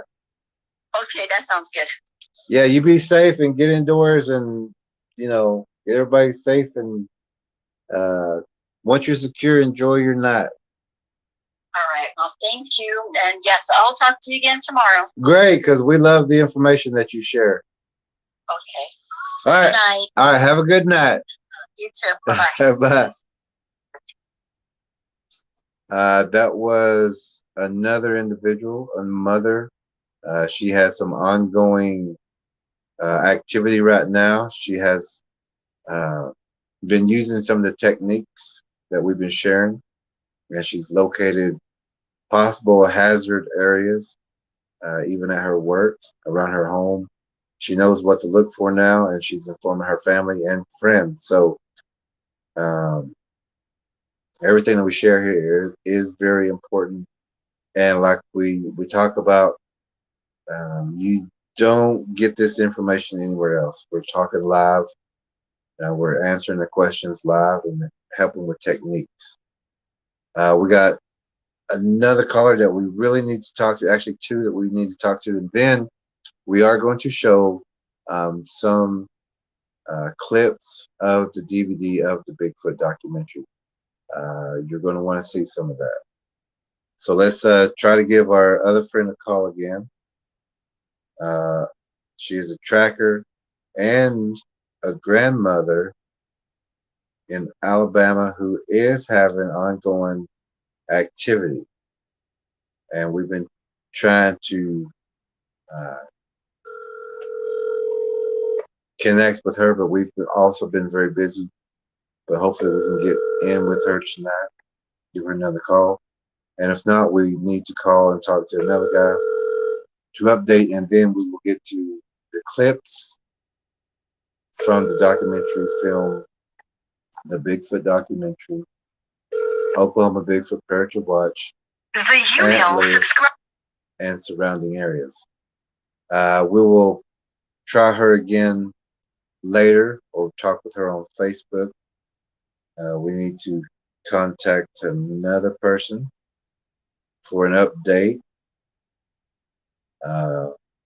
He's also has a lot of important information.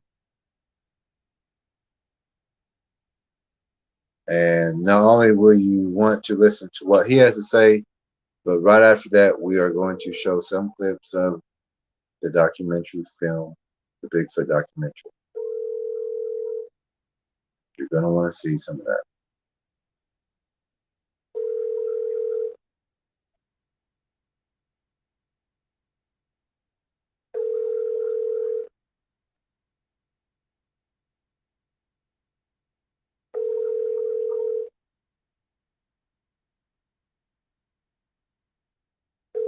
Your call has been forwarded.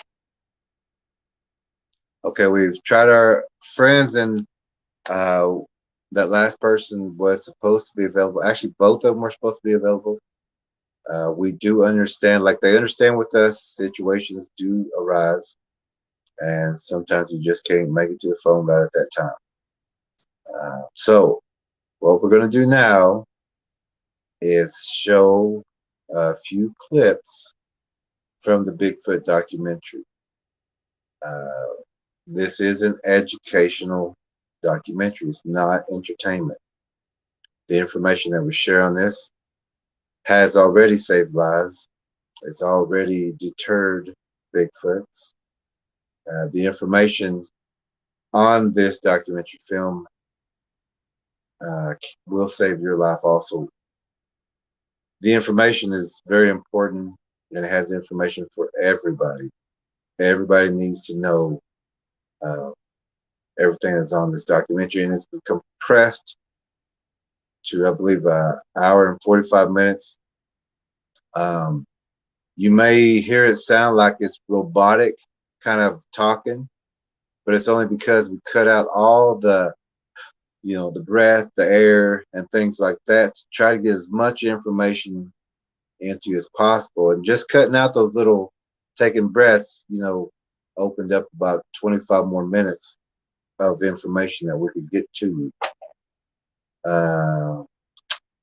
I'm just going to show some of the clips, and then we're going to talk about just quickly, because this all is in the Bigfoot documentary.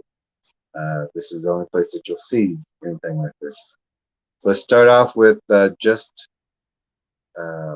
one of the videos. Match up to the size of the Bigfoot. If the predator found doesn't match the print, trackers return to the first print. We never leave our memory to another, nor let another make a decision for us. Leaving us fresh 21-inch tracks, we pick up its trail and know the predators have separated us from hikers and hunters to being trackers. The animal trail is well worn. We are now at the High Line crossing. Predator Bigfoot set traps by having people follow into the forest, using visual, scent, sound, and tracks. As we arrive at the trap set for us, we evaluate our surroundings. The ravine trap is visible. Small predator tracks lead into the ravine and shadows. Across and above the trap, under the adjacent underbrush, predator is visible and waiting for us to follow the tracks and voluntarily enter into the trap. Scanning the baseline of the adjacent woodline, we find another predator visible. We document the tracks and location. We now begin to track back to the known water source.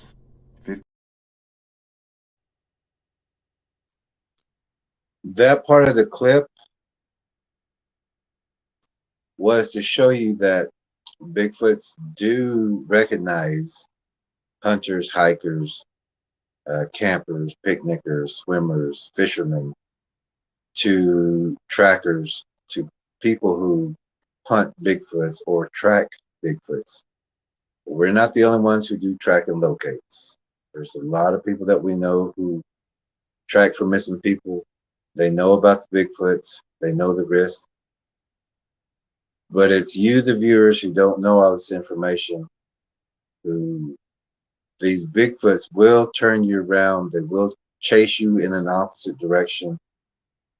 They will make you run through traps, which we talk about all that also in the DVD.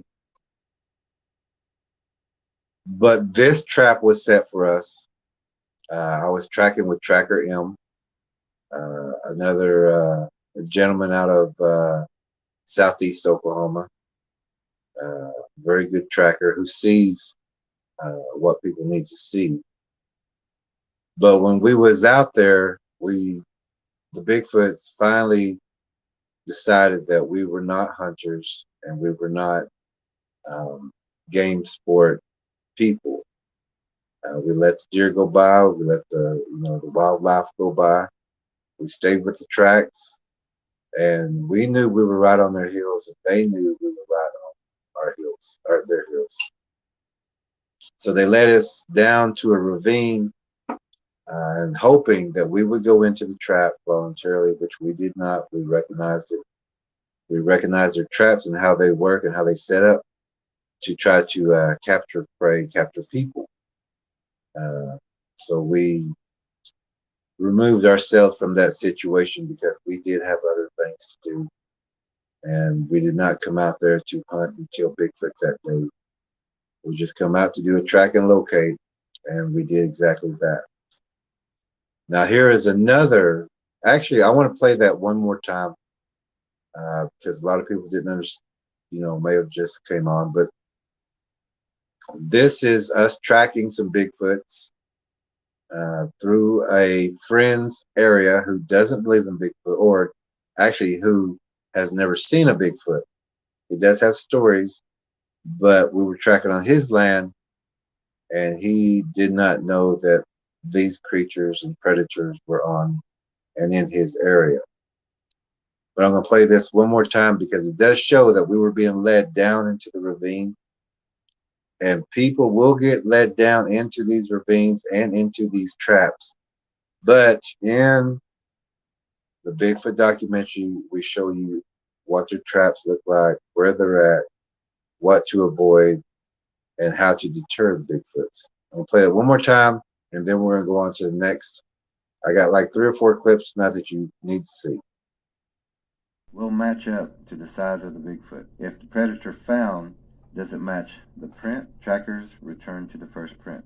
We never leave our memory to another, nor let another make a decision for us. Leaving us fresh 21-inch tracks, we pick up its trail and know the predators have separated us from hikers and hunters to being trackers. The animal trail is well worn. We are now at the High Line crossing. Predator Bigfoot set traps by having people follow into the forest, using visual, scent, sound, and tracks. As we arrive at the trap set for us, we evaluate our surroundings. The ravine trap is visible. Small predator tracks lead into the ravine and shadows. Across and above the trap, under the adjacent underbrush, predator is visible and waiting for us to follow the tracks and voluntarily enter into the trap. Scanning the baseline of the adjacent woodline, we find another predator visible. We document the tracks and location. We now begin to track back to the known water source. Okay, this next clip is another part of the movie. And some of these clips, we're going to, well, actually, I'm going to show you the clip first, talk about it, and then we'll do it over, go over it one more time so you fully understand and see what we're talking about. Remember, these are educational. This is not a entertainment video. This Bigfoot documentary is just information and knowledge that you need to know to be safe out there and what to look for. You won't find anything like this ever or anywhere. It's the only one like this of its kind. Now here's the next video. Before entering a woodline, lost people will have active wildlife and will be a cause of disturbance. Missing people will have an empty forest. This also is information. A warrior uses everything to our advantage to decipher the past and present. Bird language, shadow language, translucent viewing, mind protection technique. Birds will help you if you use bird language. Natural birds will alert the forest. No bird sounds in the area. Bigfoot predators are near. The predators have specific vocal calls or jobs per troops. A single bird chirp is to signify prey is here and location. Here. Now, on that one, we're talking about sentries and also the sounds to look for. If you were paying attention or was with us a few moments ago when we talked to the mother in Louisiana who is having active activity right now, there were bird chirps in the background, and she was outside in the evening, and we had her listening to where these sounds were coming from. And then she also got a little nervous about being inside, so we ended our conversation so that she could go inside, secure her house before nightfall. But I'm going on this next one. I'm going to. It's still a part of this clip, so I'm going to go ahead and start it because it's like a continuation of the last one.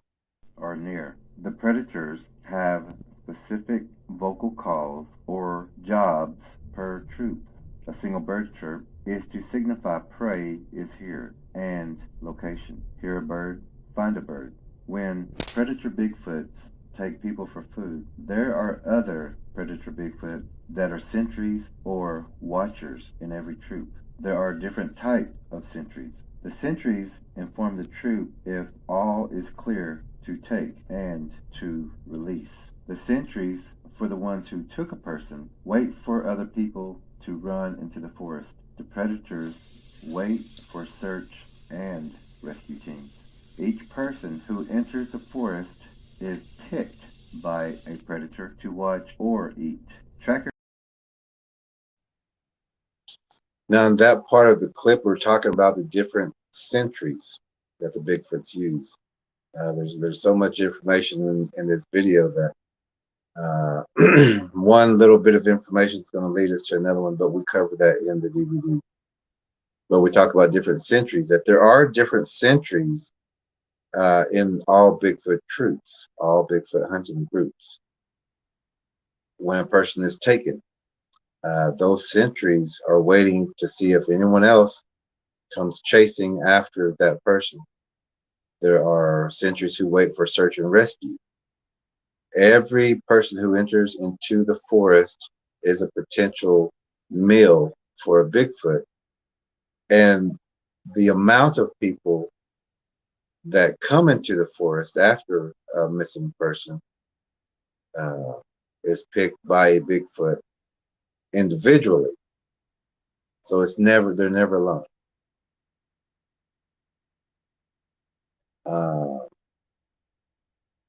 We're trying to express that the sentries are also in the rain groups or the thunderstorm groups.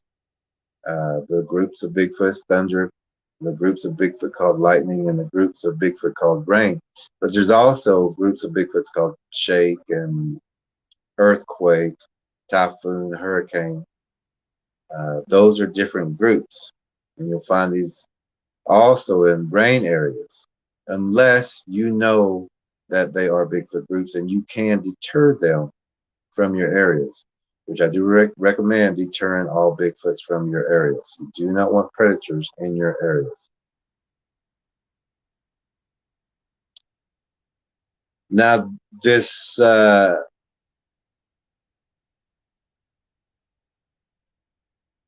next part of the documentary,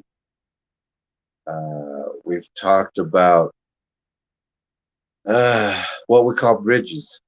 The troll under the bridge, the story, the troll under the bridge, the goat that crosses over. That bridge is what we, or as trackers call, when a tree is knocked over a ravine. Now, when game and people or things come across that, there's Bigfoots on both sides of that tree, or that bridge is what we call it. It's just bridging the gap across a ravine or a waterway. You'll find these at waterways. It's in the DVD as far as what we're talking about, and you're going to see this video clip. But these are ambush spots. If you find a tree that's laid over a ravine, take caution. This is an ambush spot. Underneath the tree root area is where you're going to find, and on the other side also, in the embankment, you're going to find little dugout caves, or as you're about to see, you're going to find big caves for multiple Bigfoots and for larger Bigfoots who try to dominate a certain area. While we were tracking, we had never tracked in this area before. We found the bridges, we found the traps, and that was in a foliage time. So in this video, we went back with Tracker E to the same location, but we went in reverse. We went in the back way. This also exposed a lot of blinds and traps that have been placed there. And as it says, in the DVD, it's the best time to look for these traps.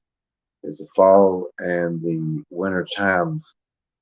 And we also talk about in the DVD that they will build their traps in the winter time so that when the spring foliage comes out, and if you're not aware, those leaves and that foliage covers that trap, covers that blind. That's the one that's probably near your home. If you was to watch the DVD, you would probably need a pencil and paper to take down all the notes, to go back over and use these techniques, and you will find exactly what we talk about in exactly the places that we're showing you. So this next video clip, we are tracking this time with tracker E. In the last part, we were with tracker M. Now we are with tracker E, and we're retracking an area that before had foliage. Now it's visible. So here we go. Enjoy this. Remember, this is in the Bigfoot documentary. This is an educational documentary. This is to teach you and to help you protect you, yourself, and your family. Strangling, breaking necks, biting, crushing, and decapitation, as well as drowning and suffocation. Razor-sharp claws or teeth to rip prey apart. Tracker E takes the lead tracker position. As Tracker E observes the ambush place, I stand guard, awaiting Tracker E's report. I found tracks and the ambush spot in the exact location under the bridge. I waited for my support, then observed for sound or movement. From the entrance, I could see the bridge, signs of struggle, and anything moving in the area. The cave was intentionally and strategically dug out and hidden. It was roughly L-shaped, approximately 12 feet deep on the stem end, and approximately 5 to 6 feet wide from top to bottom and side to side. I entered the cave and could almost stand upright. I'm 5 foot 8 inches tall. I could see the shafts of light above shining through the holes I mentioned earlier. They lit up the longer section to the right or north so that I could see the sloping ceiling of the section being dug out in the back. The entire area looked well used with little debris. Looking upward, I could see reinforcing wood intertwined. My feelings informed me it was time to back out. My support was at low ready, so I exited. The way I had entered was too steep and covered in mud and not returnable, so I made my way down to the creek bed through a narrow runoff channel that was rib-high on the sides and full of roots, debris, sharp sticks, and snags.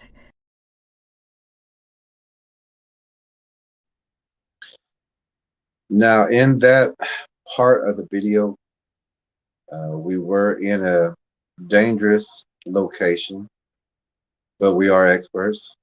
We proceeded with caution. We evaluated. We observed. We walked in as we normally do, 5-step stops, using the trees, using the brush. This was an area that we had tracked before, as we were saying before. We got to get in when there wasn't any foliage. And like we were talking about earlier, that we have been going into these dangerous areas, these dangerous situations, so that you don't have to. We don't recommend people going and looking for the things that we are bringing and showing you, because these are dangerous areas. They are ambush areas. And if you're not experienced, you can be easy prey out there. We've helped a lot of people who own land, who have ravines, and with this documentary, after viewing it, they knew exactly where to look, and they are finding exactly what we have shown here. Now I'm going to show this same clip one more time so that you understand that we were in a ravine, and also in the documentary, you know, this is just one clip, but in the documentary we are in another ravine, and we're talking about the things that we found there. All this is very important information that you need to know about. A lot of people don't understand where all these traps are and how they're used, and that these creatures, these predators, are vicious and they are man eaters, and that they will eat everything in your entire area. So I'm gonna play this one more time, and then we'll get on to the next and the final clip for tonight. You're going to want to stick around and watch that one also.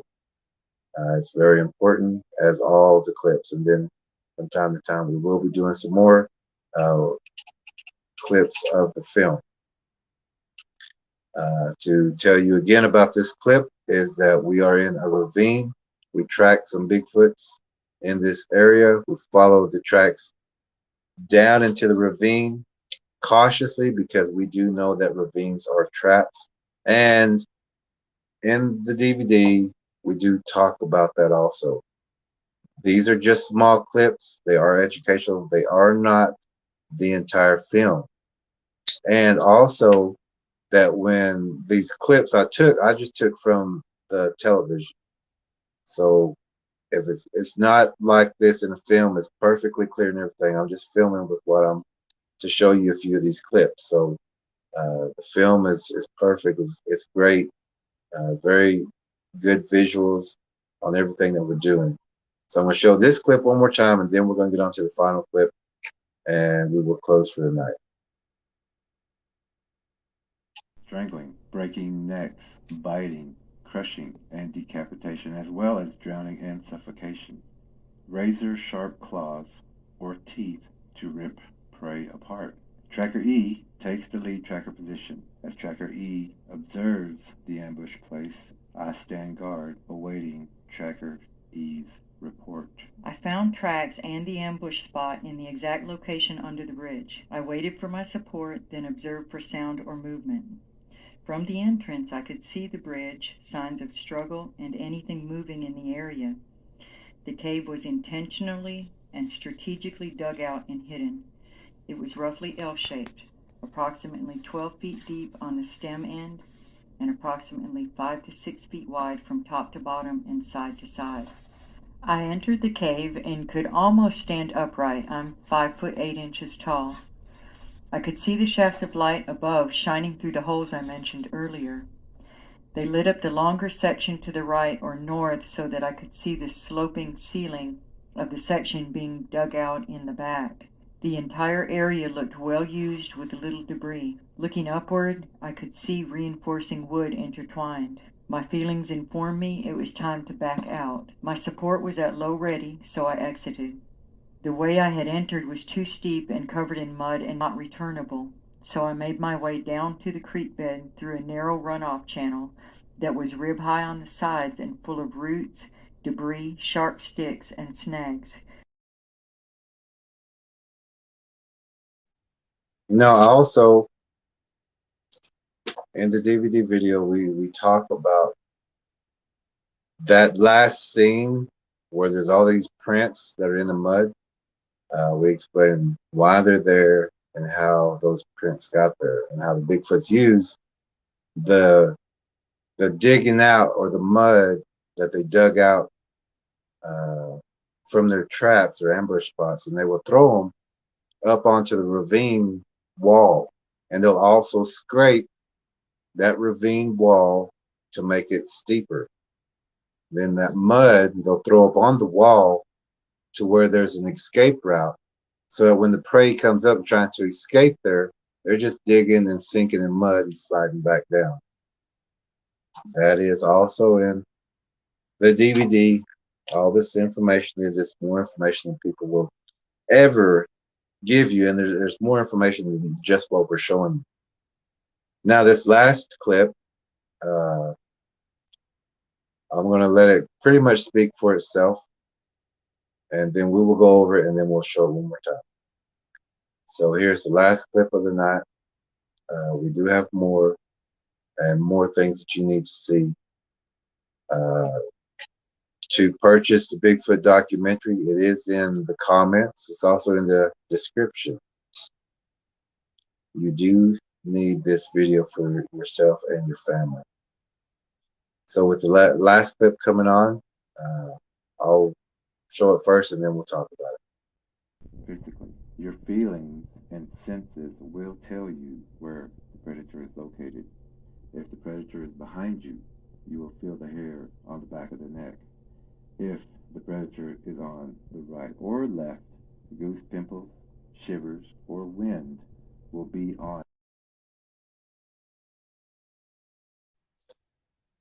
Now, in that video or that short clip,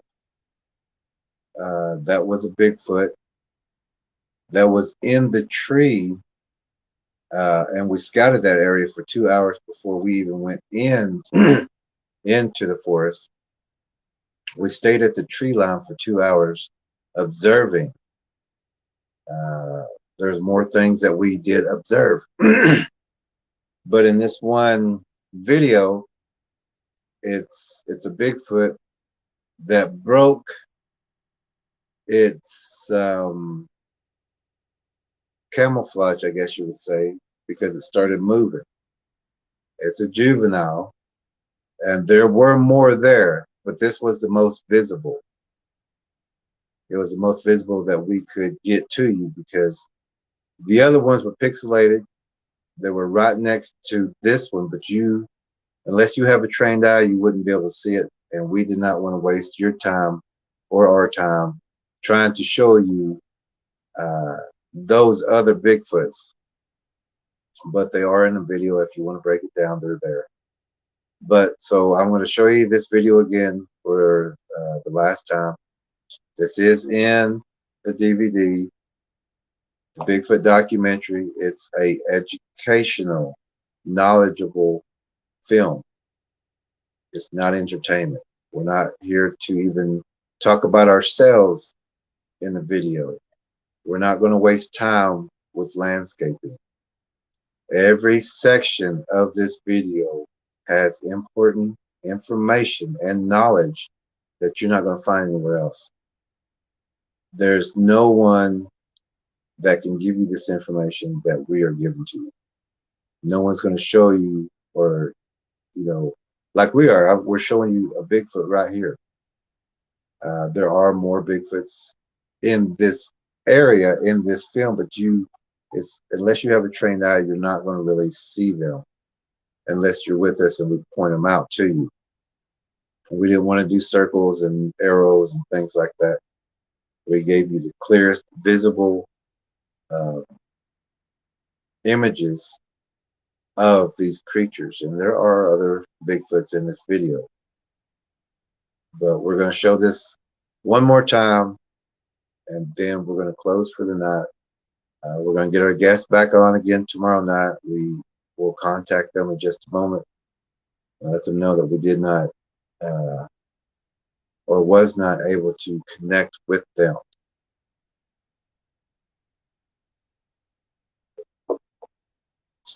So we're going to show this one more time.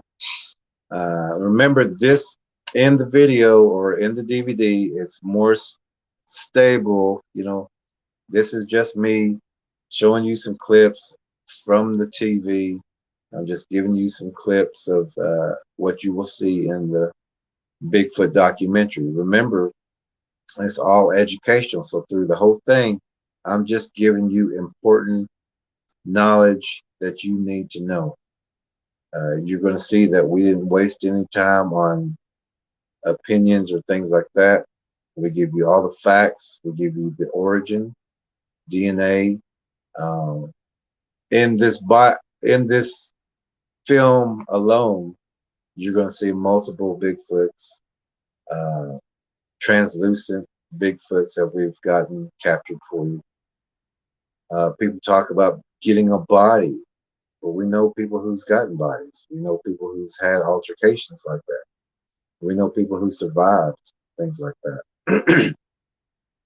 This is the only place the only place I've even seen it, but we're going to show you this Bigfoot again.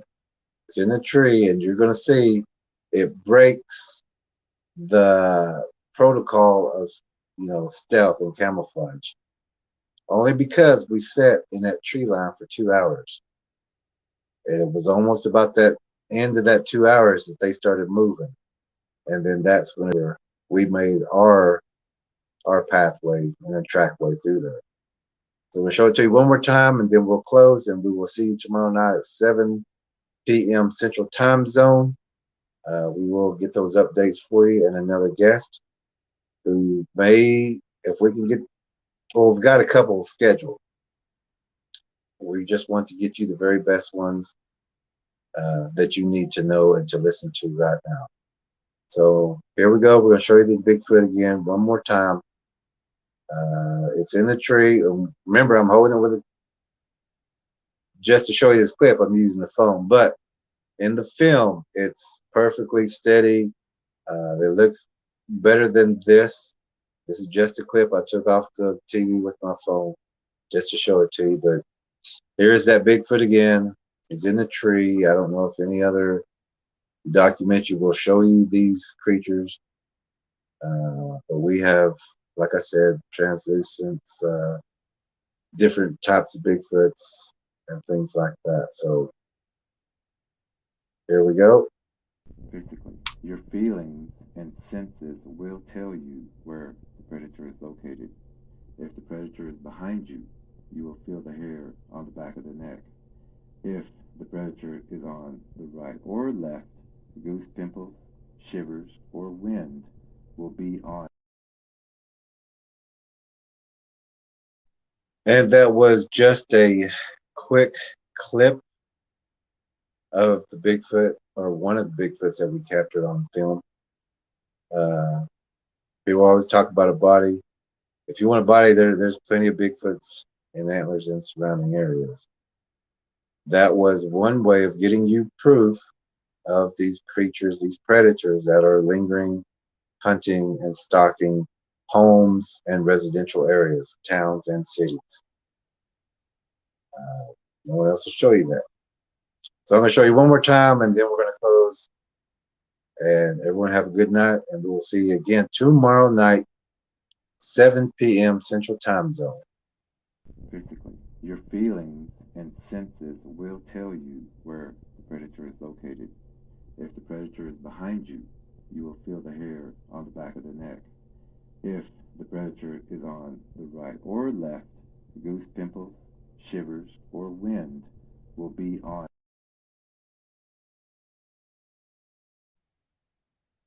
Okay, so the DVD, the Bigfoot documentary, you can order through PayPal in the comments or in the description. You do need this video for your family and your friends. The only place you're going to see and get this kind of knowledge from anyone. If not another Bigfoot group, researchers, professional people, artists who can give you this information. All this and more information is in this DVD. Purchase yours today while we still have some.